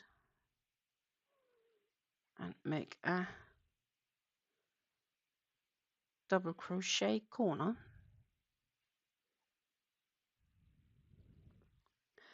And then we need 4 double crochets, and oh my, whoa, 87 single crochets. Crickets, how far is that knot? 4 singles, 2 doubles, 2 singles, 3 doubles, 1 single, 3. That's around the center. So I need to do some math in a minute. Let's start by getting those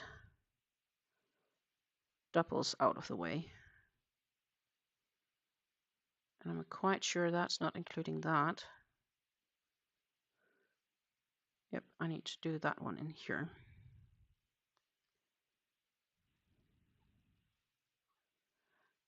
Then we have 4 more.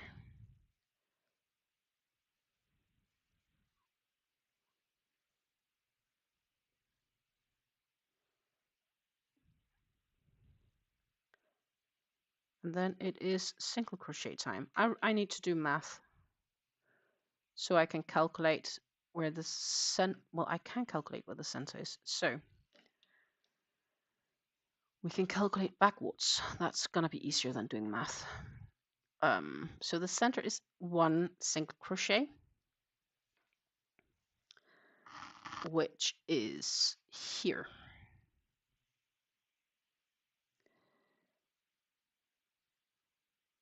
That's going to be a single crochet. Then we have 3 doubles, which fits to here. 2 singles, so that's there. 2 doubles is here.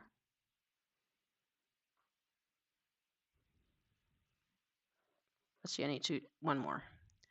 Single, 3 doubles, 2 single. Oh, Jesus, that's not going very well, Stina. Single, 3 double, 2 singles, 2 double, 4 singles.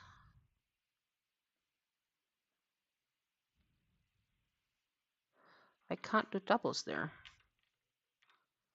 That's not going to work out. Or I'm not counting correctly.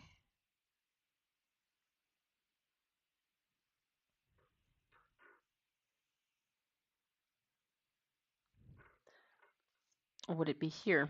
1, 2, 3, 4, 2,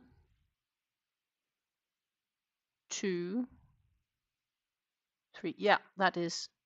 Perfect. Okay, so this is easy. That is the first of the trebles. So from here to here, I'm just going to do single crochets. This is an easy row. 211 stitches across is where we are at.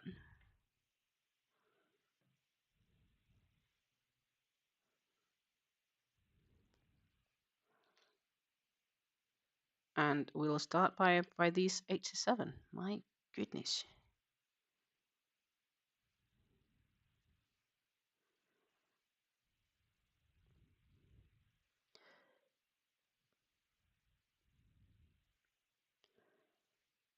And if I did the math correctly,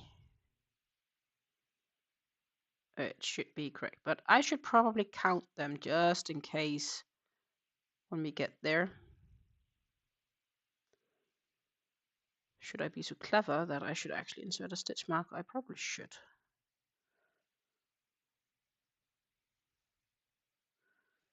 Just to remind myself where the end is of this marathon single crochets. Now when it's just single crochets, we're not going to change the cake, I think, because it's not using as much yarn on this row as otherwise.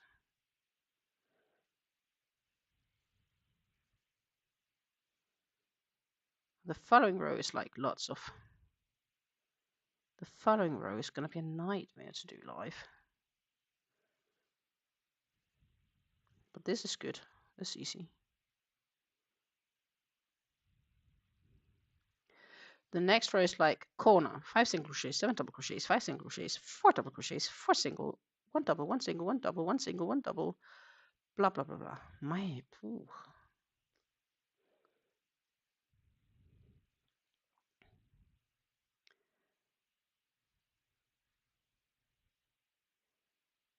I'm almost losing my breath just reading the description pattern of one side. Oh well. That is how it is. But this row is at least simple. As long as the yarn doesn't split on me.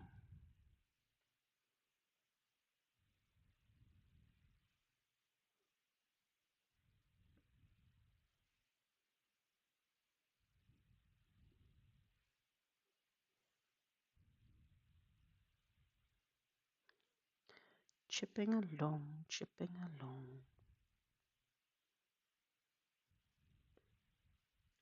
But I am gonna do some work on this, so maybe I'll pass all this very hectic section in the weekend.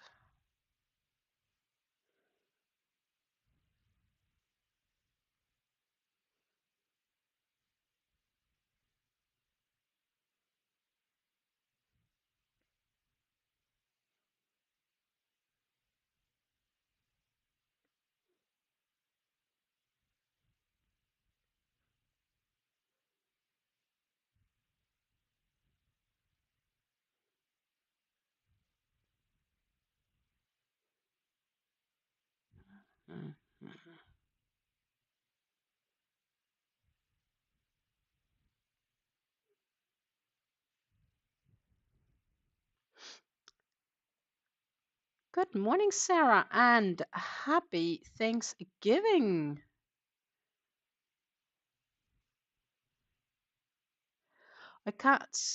Good morning from Minnesota. I can't stay as we have plans with family today, but I had to pop in and say hello. Grüß Gott and happy Thanksgiving to the US. Thank you. And you too. And I get that it's Thanksgiving, so I was aware that we might have a bit fewer around for the stream today, but I was kind of okay with that. I was like, for the people who knew that I was going to be around, I'm sure they would appreciate me popping on. So that's what I did. Also, because December is going to be a bit of a long shot for me on some streams, because I am busy in December. But I do have a few videos planned for you guys.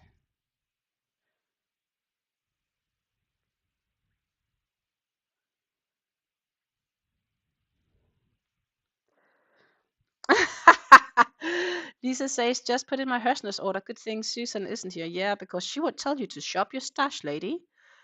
I've been a good girl, I've been a good girl on shopping my stash. I've been so tempted to get some hobby yarn, but I didn't. And I think I can also keep myself from not buying yarn until next year.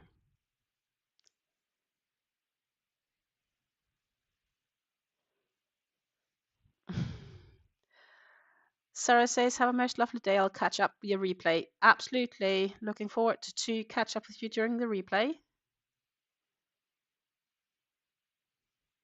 Meanwhile, I'm just chipping along on my single crochets.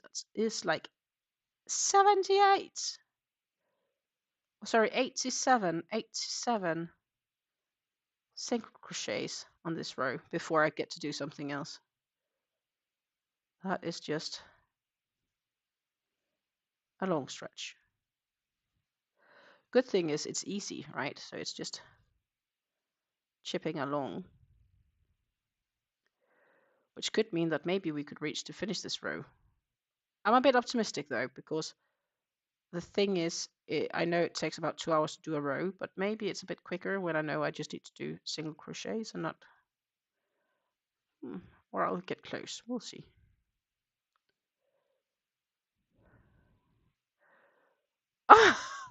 Good gracious.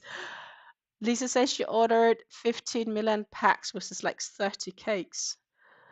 Well, you definitely will have yarn for some time, right? But you did have was it a good discount voucher? So with everything on everything, I'm sure it was worth it.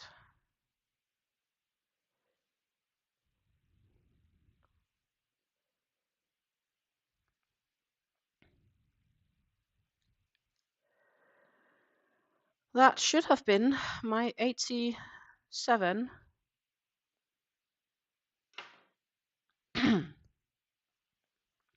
That said, I am still going to count them. And why am I doing that? I'm doing that because I want to make 100% sure, because then it's easy for the rest.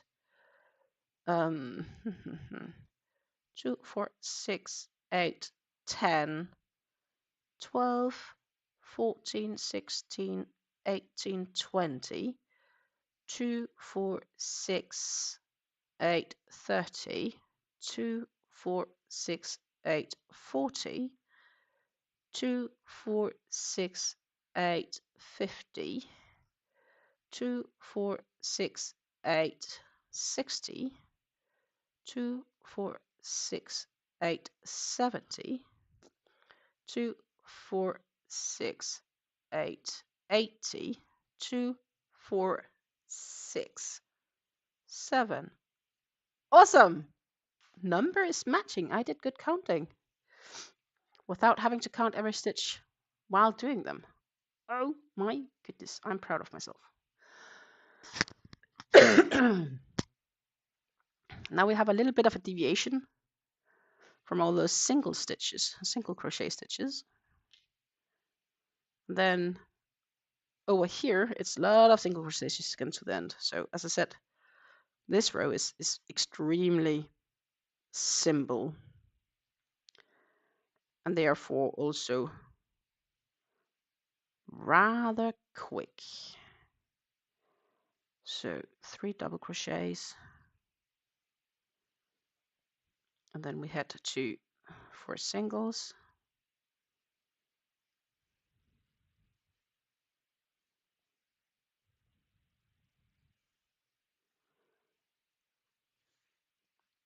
and then it's 2 double,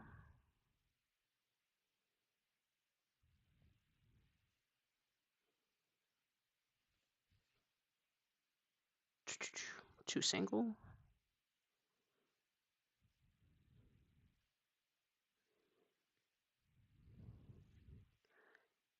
3 double and a single, and then it's repeat.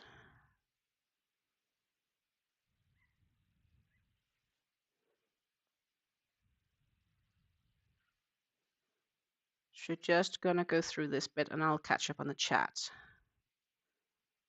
That is,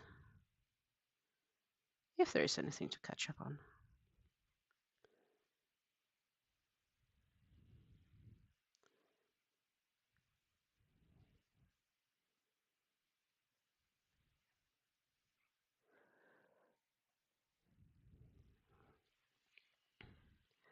But we are definitely getting closer.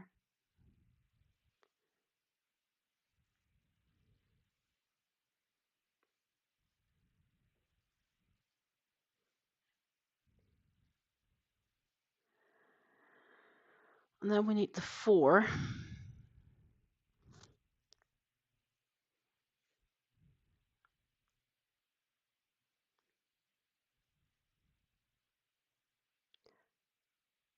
Singles.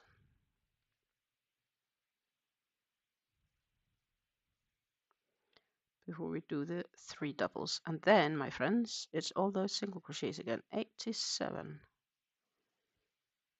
single crochets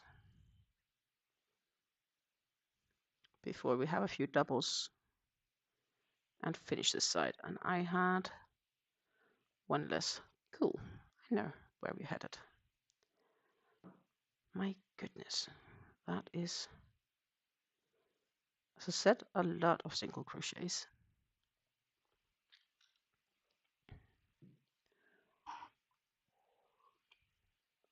I also got some Big Twist Supernova since I finally have access to some Joanne's yarn in Canada.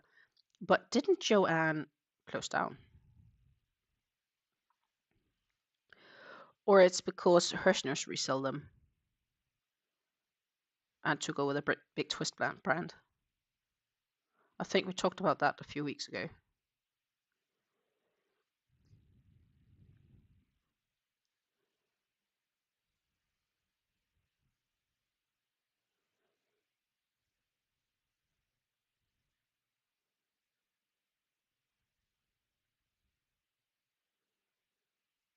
Do.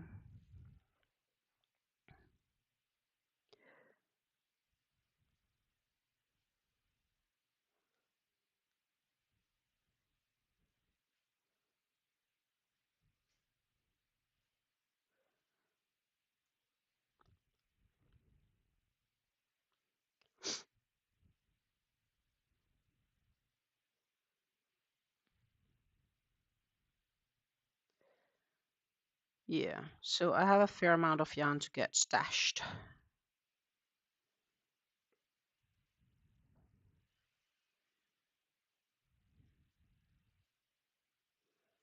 And sorted.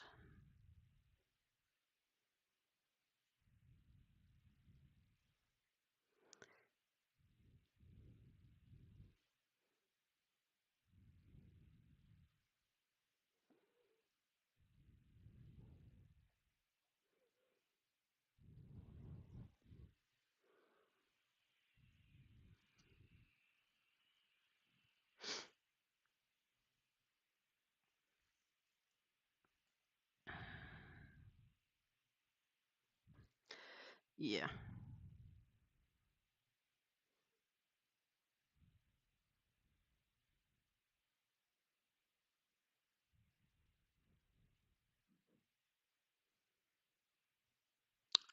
chipping along the single crochets. What takes most time is actually getting the stitch or picking it up, right?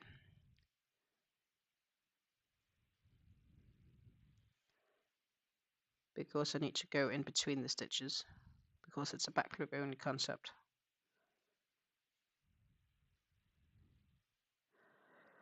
Looking on time, I'm not sure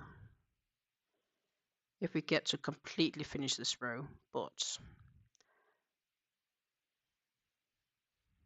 we will be awfully close. Maybe we can reach to do another 2 sides.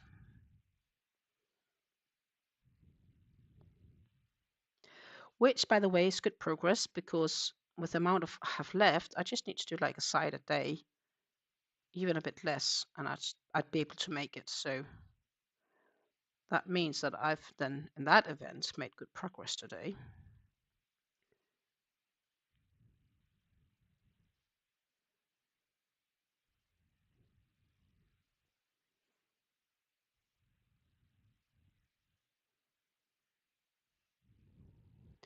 Because when I finish this side, I've done a full row. Plus the few extra stitches in this row, right? Which is like 2 extra stitches compared to, but. And we all know that I'm going to do much more than that.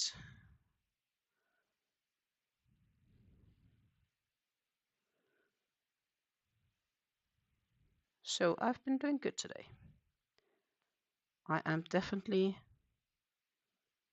satisfied.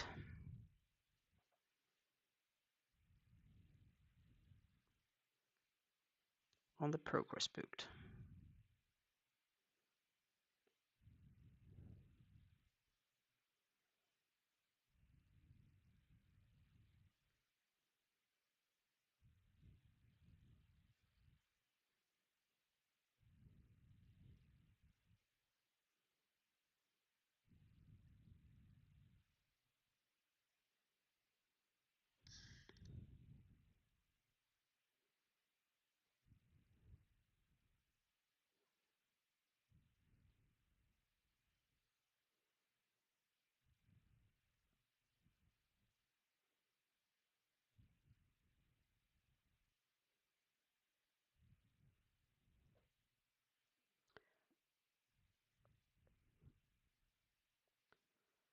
Chipply, chipply, chip.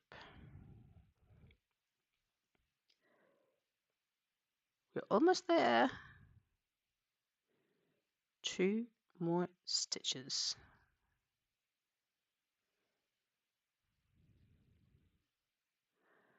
Then we'll need to do the few double crochet, 4 double crochets and a corner.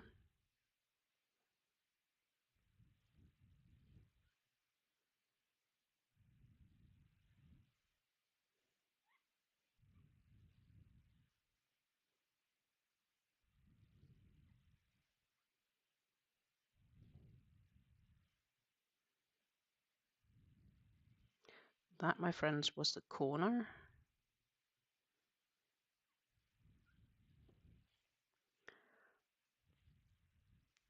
Just need another 3 double crochets here. Then we can flip the work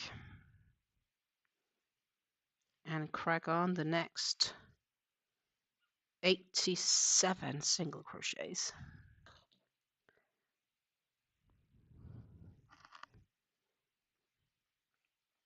Corner. And as I said, we are flipping the work a bit around here.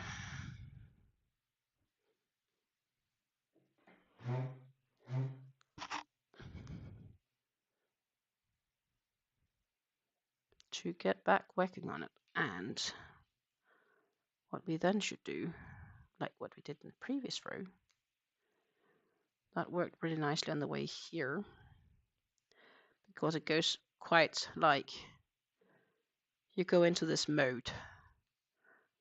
It's a lot of single crochets, so I'll just chip on those single crochets. Hirschness and Mary Maxim both got buyouts of the stock Joanne's had when it went under. Michaels purchased the license to make more Big Twist. They're selling off the stock that has the old label, and when that runs out, it will be sold under the label Loops and Threads. Okay.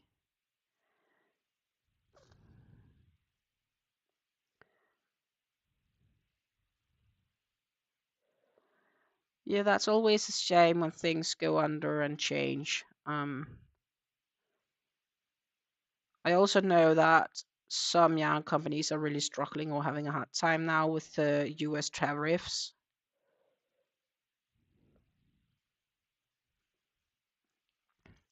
So the challenge is, for example, with the hobby yarns or something like that, they start looking at if the yarn is produced in China or India or wherever. It's not just, oh, it comes from Denmark. It's where is it originated from, right?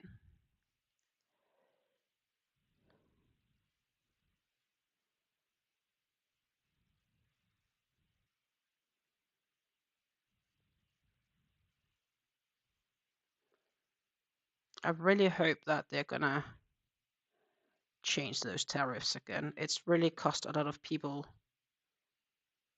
a lot of money, and a lot of companies outside the US has also had a big impact from that. It is not what you would consider globalization. It's more like, yeah, centralization.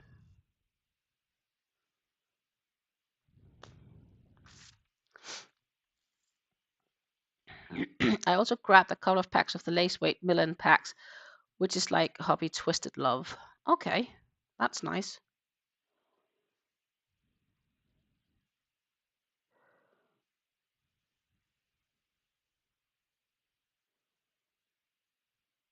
Do, do, do.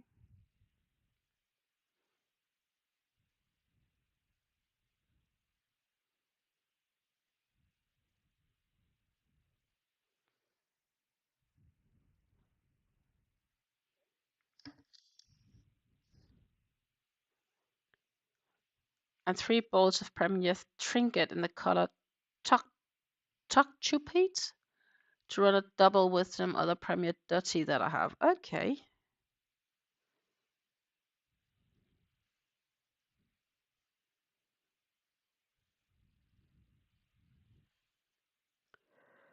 Do, do, do.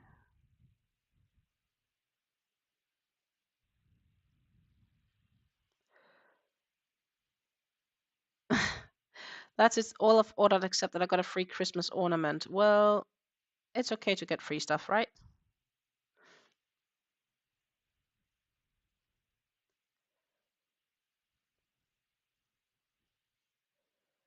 I have lots of Twister solids, which I once got at a really, really good price. And it's also just a question of finding the right project for them.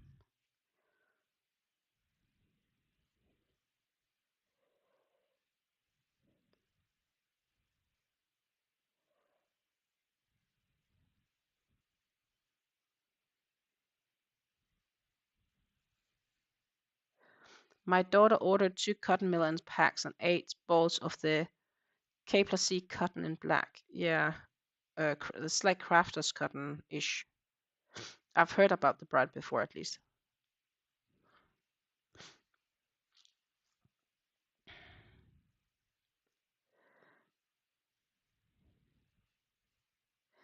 I need some black cotton, actually, for a project I have in mind.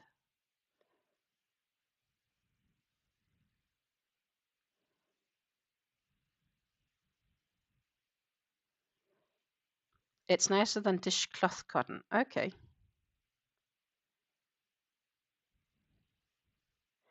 Yeah, there are sometimes some really raw cottons, and then there are some really soft cottons out there. It's very different sometimes what you can get. It's cotton is not just cotton.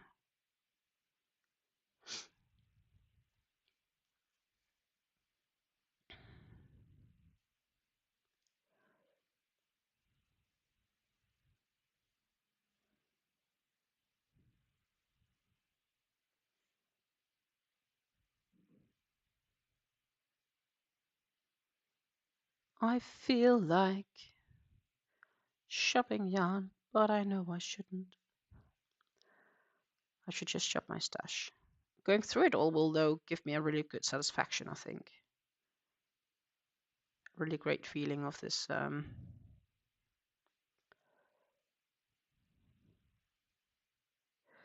But the easiest is most definitely just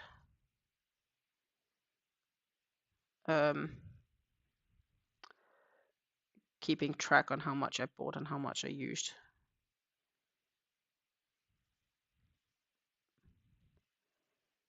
I'm actually a bit exhausted by the thought of recording all that again. I'm not sure if I want to do that now because I know I have so much. But it would be fun to go through to get it, like, because if I'm going to log it all, I have to go through it regardless. And then it doesn't really matter if I make a recording. Just saying. It just feels exhausting right now. But I should be fine doing it.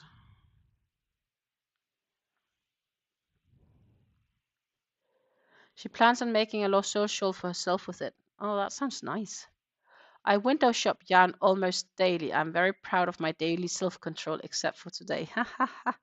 Yeah, I've been window shopping a lot as well recently. I want to get some merino yarn because I saw some fingerless gloves I think would be really nice to make.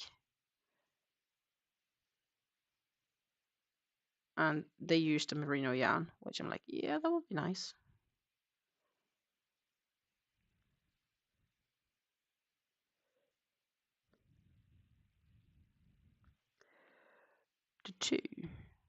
That was the end of all these single crochets, which is only like 10 minutes.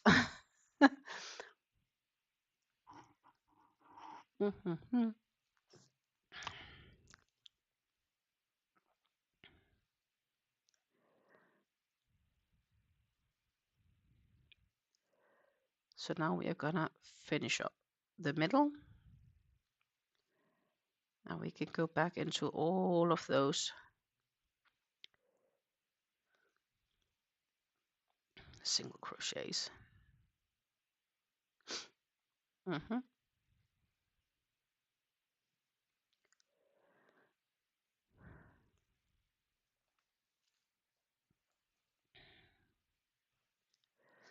So that was 4. Then we need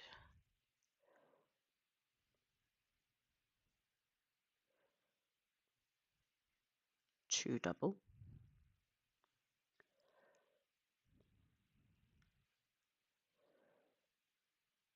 2 single,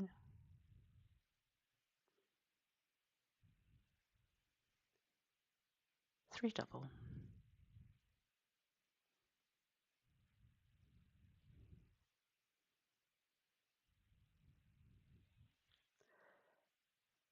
'and a single, and then it's out again.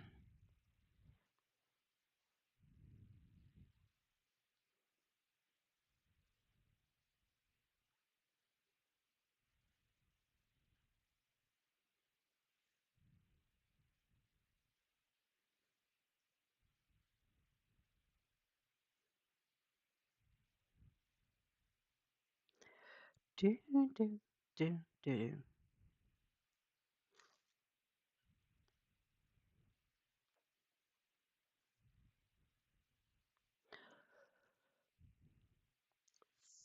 4 singles, and then I need 3 doubles, and then we are back onto all of those single crochets. Oop.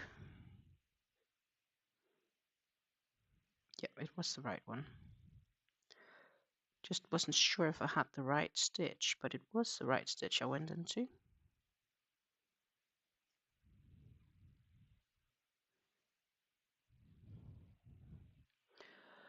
And then we are back onto single crochets. I normally give myself a budget for Black Friday and stock up for almost the year, but with vacation coming up, I really want to get a bunch of the yarn in Spain, so I did actually control myself. It would actually be quite nice. As I told you, those Katia yarns, I wonder if they might have like, they should definitely have like a store either in Barcelona or in Madrid. Shops. Yes, country. Spain.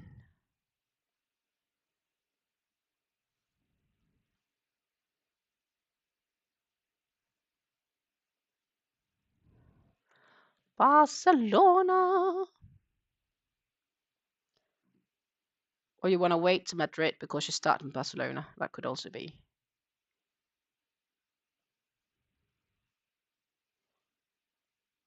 Go away. Oh my goodness.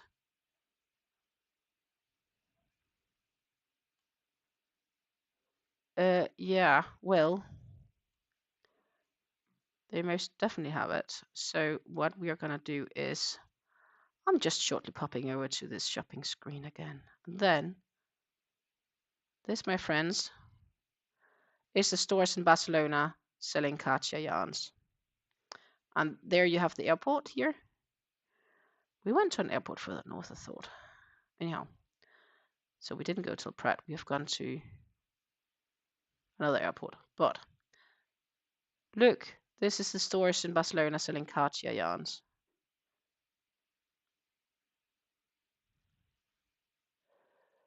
There is definitely plenty of possibilities. And I'm just thinking, where is the Sagrada de Familia?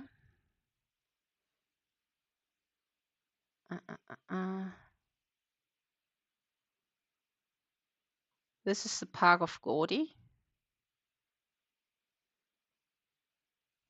I think it's further up. La Secretaria.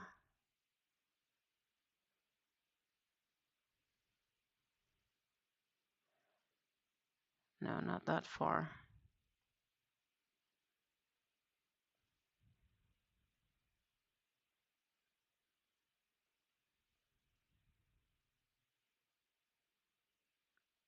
I'm trying to find it without really reading the names. That's not very efficient, huh?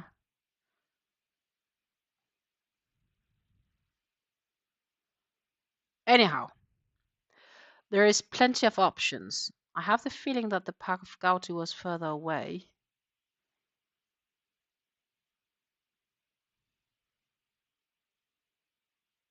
from the center than...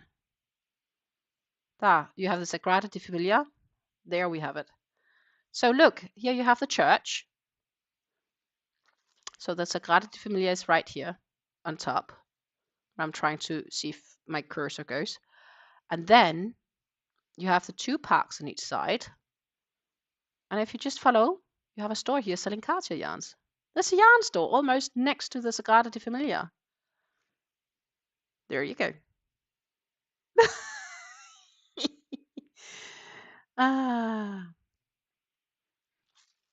But Katja really has a lot of nice yarns. If you want me to, I can like send you this by mail sometime this weekend.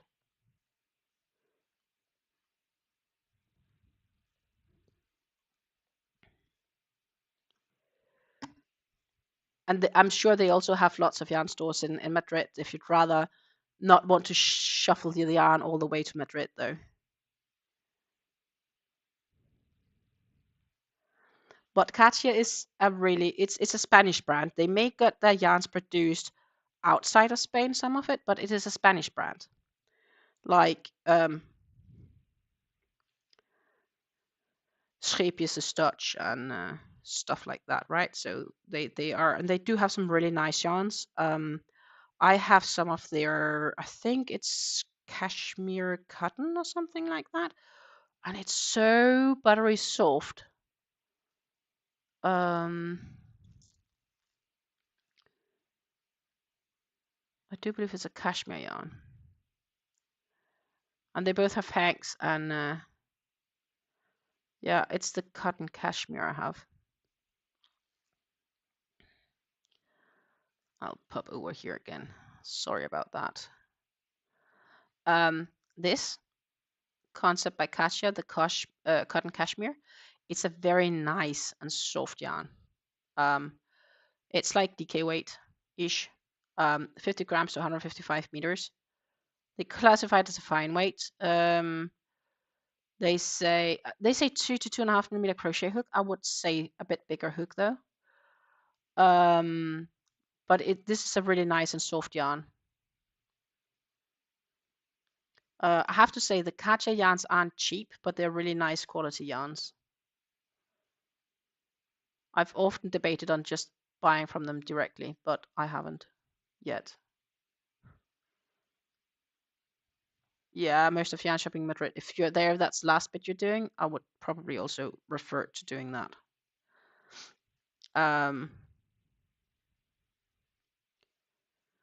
But I'll happily send you that link in the mail because it has a really nice map showing stores selling yarn.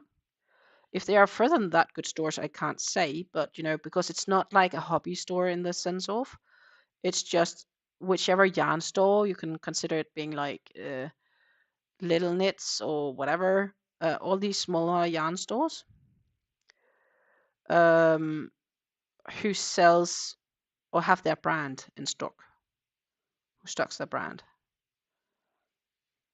So it's just small yarn stores, but they have some really nice yarns.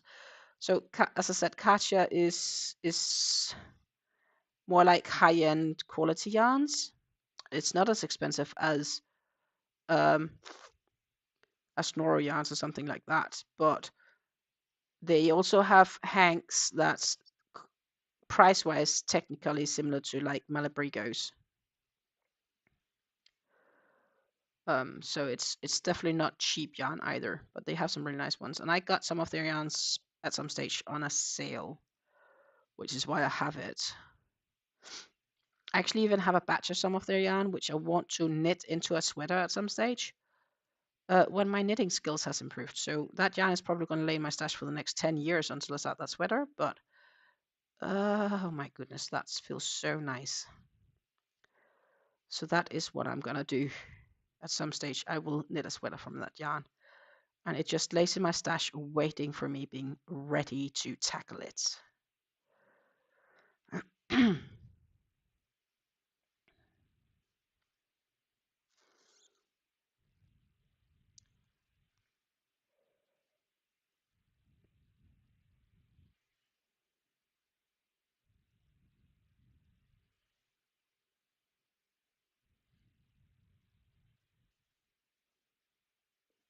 Dun, dun, dun.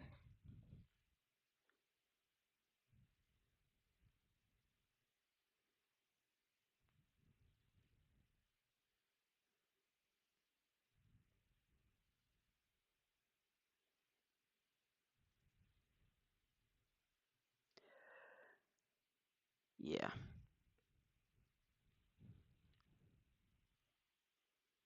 I'm thinking if I can get hanks, they will be the easiest to pack. Depends. I think it's what I've done successfully actually with some things.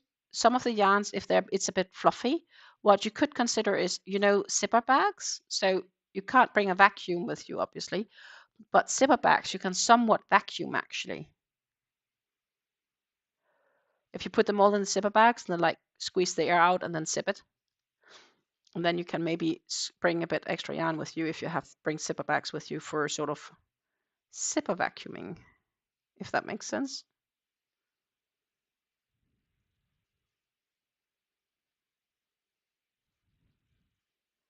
You've done that before too, yeah. So that's maybe my recommendation in that event. Or you simply buy an extra suitcase when you're there and you take an extra suitcase with you home because that might actually be cheaper than shipping it home.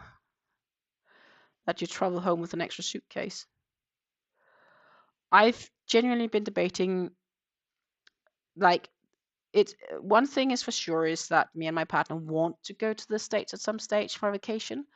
And I think I'm going to bring like an extra suitcase with me back home. I get 2 check bags. Oh, that's nice.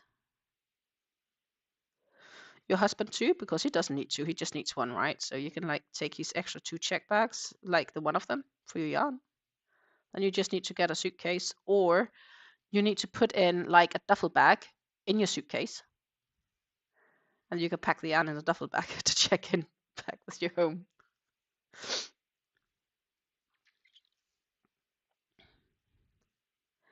This is me coming with great ideas. Either buy a bag there, or take an extra duffel bag and bring it with you. Or you bring old clothes that you intend to throw out when you're there,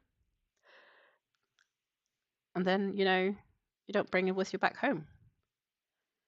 When we a good example for us would be if we go on vacation somewhere where we need to bring our own towels and stuff like that. Like if we rent a vacation house, then sometimes I would bring old towels there, and I would basically leave those old towels behind instead of washing them. So like their last usage will be on the vacation, and then they're like dumped.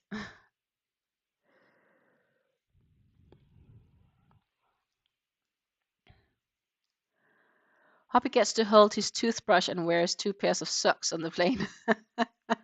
Yep. Exactly. Our son is coming with us as well. All 3 of us gets 2 bags. Well, and both of them, men doesn't need 2 bags checked in. They can do it with 1. Like if they have a big one. One of these American Tourister big ones, right? They'll be fine with 1 big check-in case. Or Samsonite or something like that. They don't need 2. In my case, it would be similar, depending on what we would fly with. If we would fly Delta or KLM, so it's like, say, SkyTeam, I would likely have an extra bag to bring with me because of my frequent flyer status. Not bringing it would mean when you bring it with you back home, ta-la-la, you have an extra suitcase to bring with you home. I'm just not sure if my partner would agree shopping yarn would be the best way of doing stuff. No, he definitely wouldn't.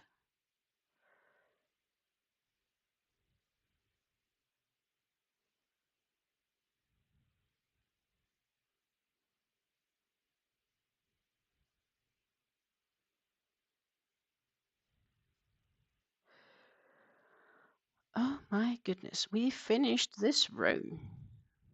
Awesome. Well, almost. We're still missing a few double crochets, but in the grander scheme of things.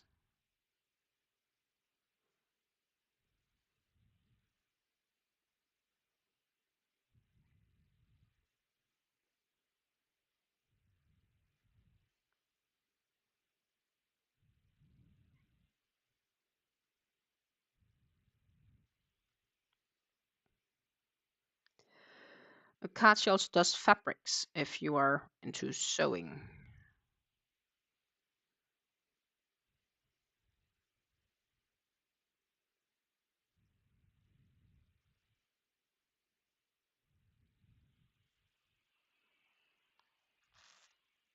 We also get a heavier bag allowance than I'm used to. We usually get 50 lips, so 22 kilos, but this time we get 70, which is like 31 kilos. Who you're flying with? Iberia? Or are you landing before, like, do you have a straight flight? And you have a straight flight. What company are you flying with? And sometimes if you are upgraded to premium economy or even business, you get heavier you get allowed to check in heavier bags. But also when we flew to New Zealand, we had 30 kilo luggage load allowance. And when we were there, the New Zealand air flight were like, it's too heavy, you're not allowed to fly. Mine was 24 kilos. And they were like, you're not allowed to fly with that unless you pay overweight charges. And I'm like, yeah, but my ticket says including 30, so I'm not going to pay overweight charges for this. Just because your own flight company has different ruling, then they should have said that, on the initiatory ticket. So no. Happy was terrified of fitting the cross-Atlantic flight in a normal seat, so he booked us in first class. We had points to cover it anyway. Oh, sweet. Air Canada. I don't know if Air Canada is a comfortable flight. I have no experience with Air Canada, actually. Though I haven't heard bad about them. First class sounds really nice. And that definitely gets you the extra load. And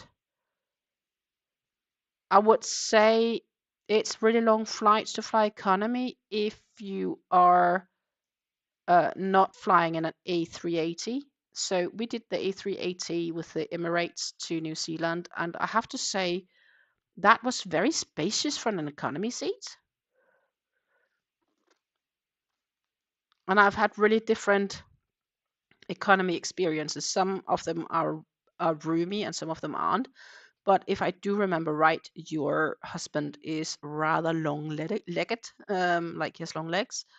So no, it can be quite not so nice to sit in an economy seat for that long distance. Air Canada fly the friendly skies, eh? Ah, good question. The cross-Atlantic flight has laid down seats, which is nice, right? Because you can get to sweet dreams. We need to change and flip this row around because now I'm like kind of working on the side. So I just need to flip the blanket because we started on a new, well, it sounds wrong to say a row because it's not a row. It's a side, technically seen. Yeah, he's tall, definitely. No, he wouldn't want anything that's not an A380 in economy would be a pain for him for more than 3 hours, I think. Unless he's lucky enough to get premium economy might work though, because already there you have more leg space.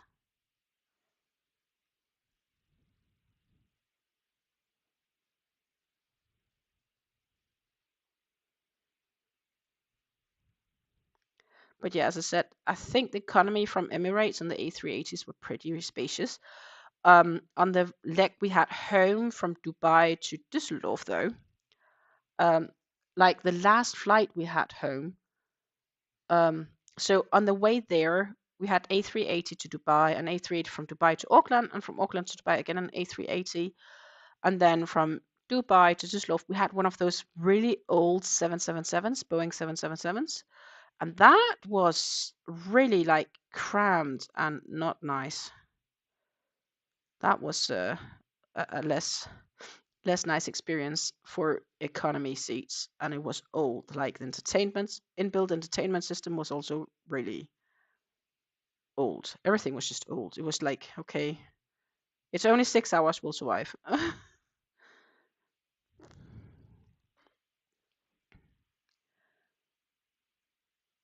Fly back and forth to Mexico in normal economy, but that's all he can do.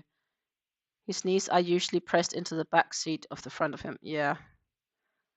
It also depends a lot on the aircraft type. But if you have the points to get you upgraded to first class, I would definitely have done the same. I'm currently just saving my air miles, honestly. I want to do a business or first class at some stage, like with an upgrade. But I also, if I do, when I do, will need to bring my partner with on that. I think that would be most fair.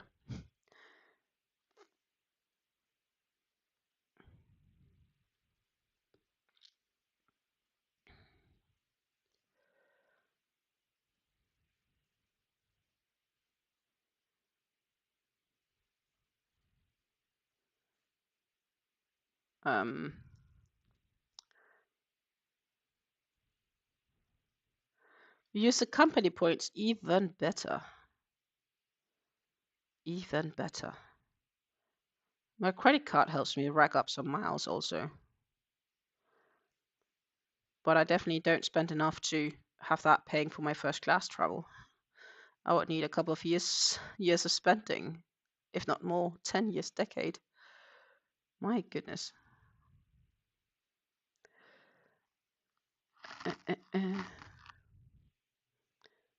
We still have a fair bit. I should still place my stitch marker all the way over here, so I don't remember or forget.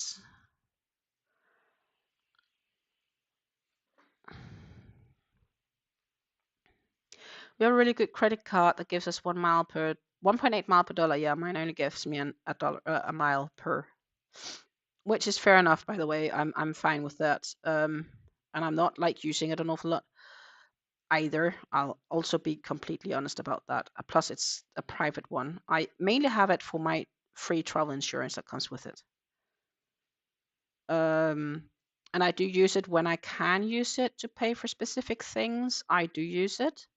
I also used to pay it for my tickets and so on because, again, of the travel insurance I automatically get with it.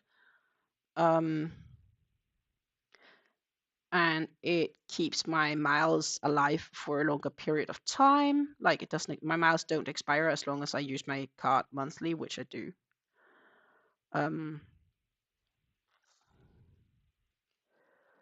But it's far from all the stores in our area that accepts it though, but that's just how it is. It's because some of our grocery stores don't accept credit cards, they only accept debit cards.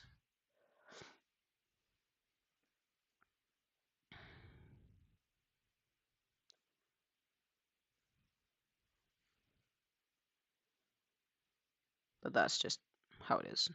I'm fine.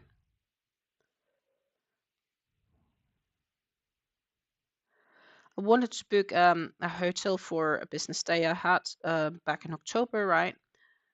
And they didn't accept it. They were like, "Well, this brand we don't accept." And I'm like, "Arr." That would have been nice, you know.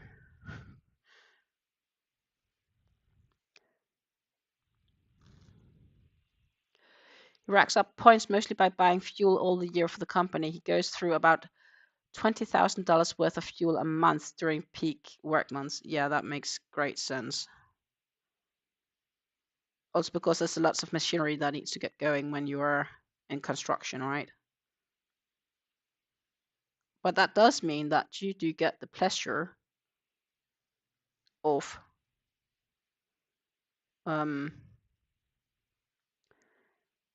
enjoying the benefits once that he's through. Yeah, no, I won't finish this row, I think, because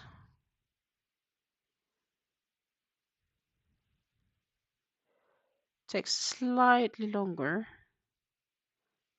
than I wanted it to. Lots of machinery and trucks. But honestly, if I had a similar, I'd do the same. I also say when I shop yarn online and I have the opportunity to pay with my credit card, I will option for that. I haven't bought that much yarn this year though, but that is definitely also a way for me to rack up some points.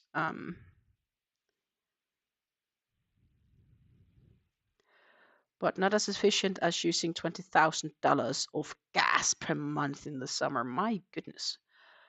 Which means that you have like 36,000 miles alone per month from gasoline consumption.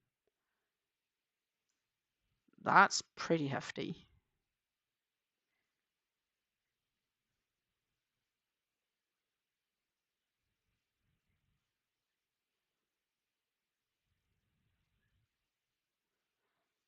I'd say.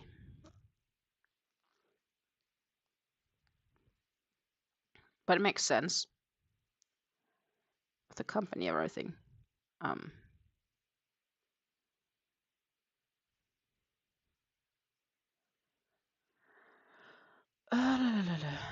then I did the 4. Need 2 double.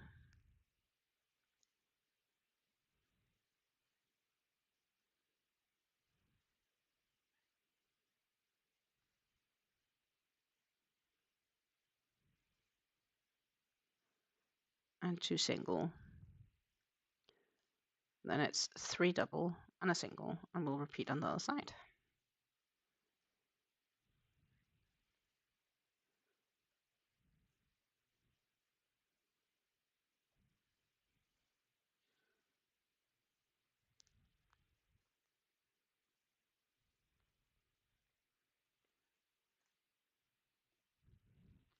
Have to spend money to make money, unfortunately. Yep. But that goes with every business. I do when I buy business supplies for my own company. If I'm able to pay with my credit card, I'll do that as well.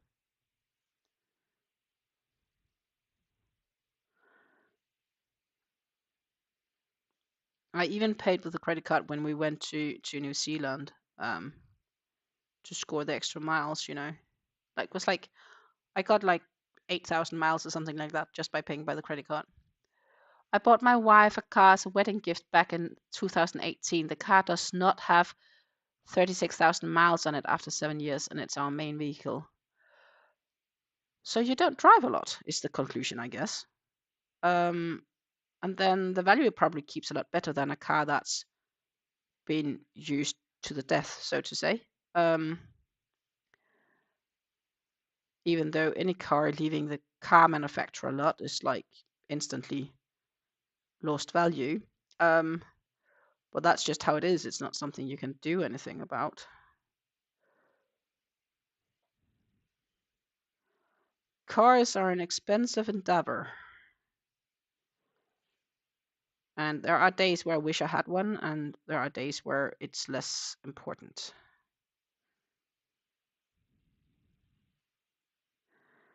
We live in a city and most of our trips are under 10 miles. Makes good sense. We drive a lot more. We probably do 20 plus thousand miles a year, I think. So I'm not gonna reach to do those 87 many single crochets across 7 minutes, or could I? It's gonna be a close call, I think. Yeah, I'm not gonna stress for it. So we almost finished this row actually, because we only need this one, and then there's one side to go. So I think this row is going a lot quicker than the other rows for sure. I am though going to attempt to fold this a bit because of the practicalities. When it's folded, it takes up a little bit less space, and yet I'm not really good unfolding on middles, but here you go. This is the space it takes.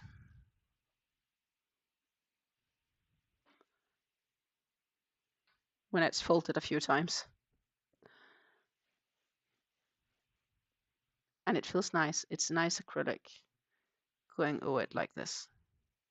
I have to say the cream white feels a bit softer than the other colored ones, but it's not bad. It's not bad.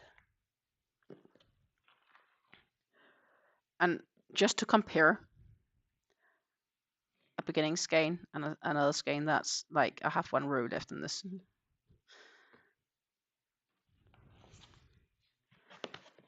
But I think we have changed to the turquoise around here when you guys see me on Monday. The plan is I'll be back online on Monday. That is the plan.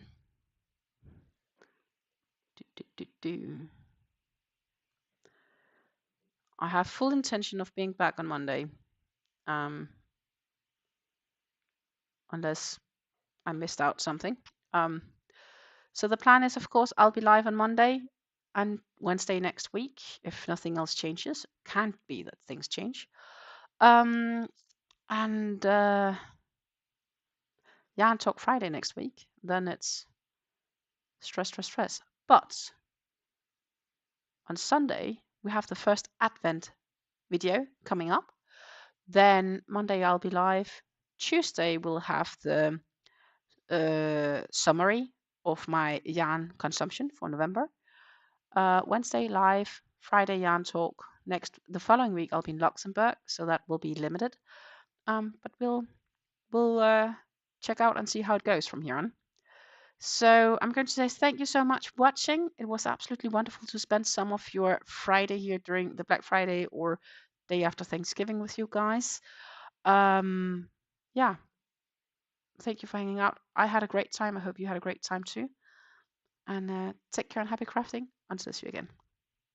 Bye.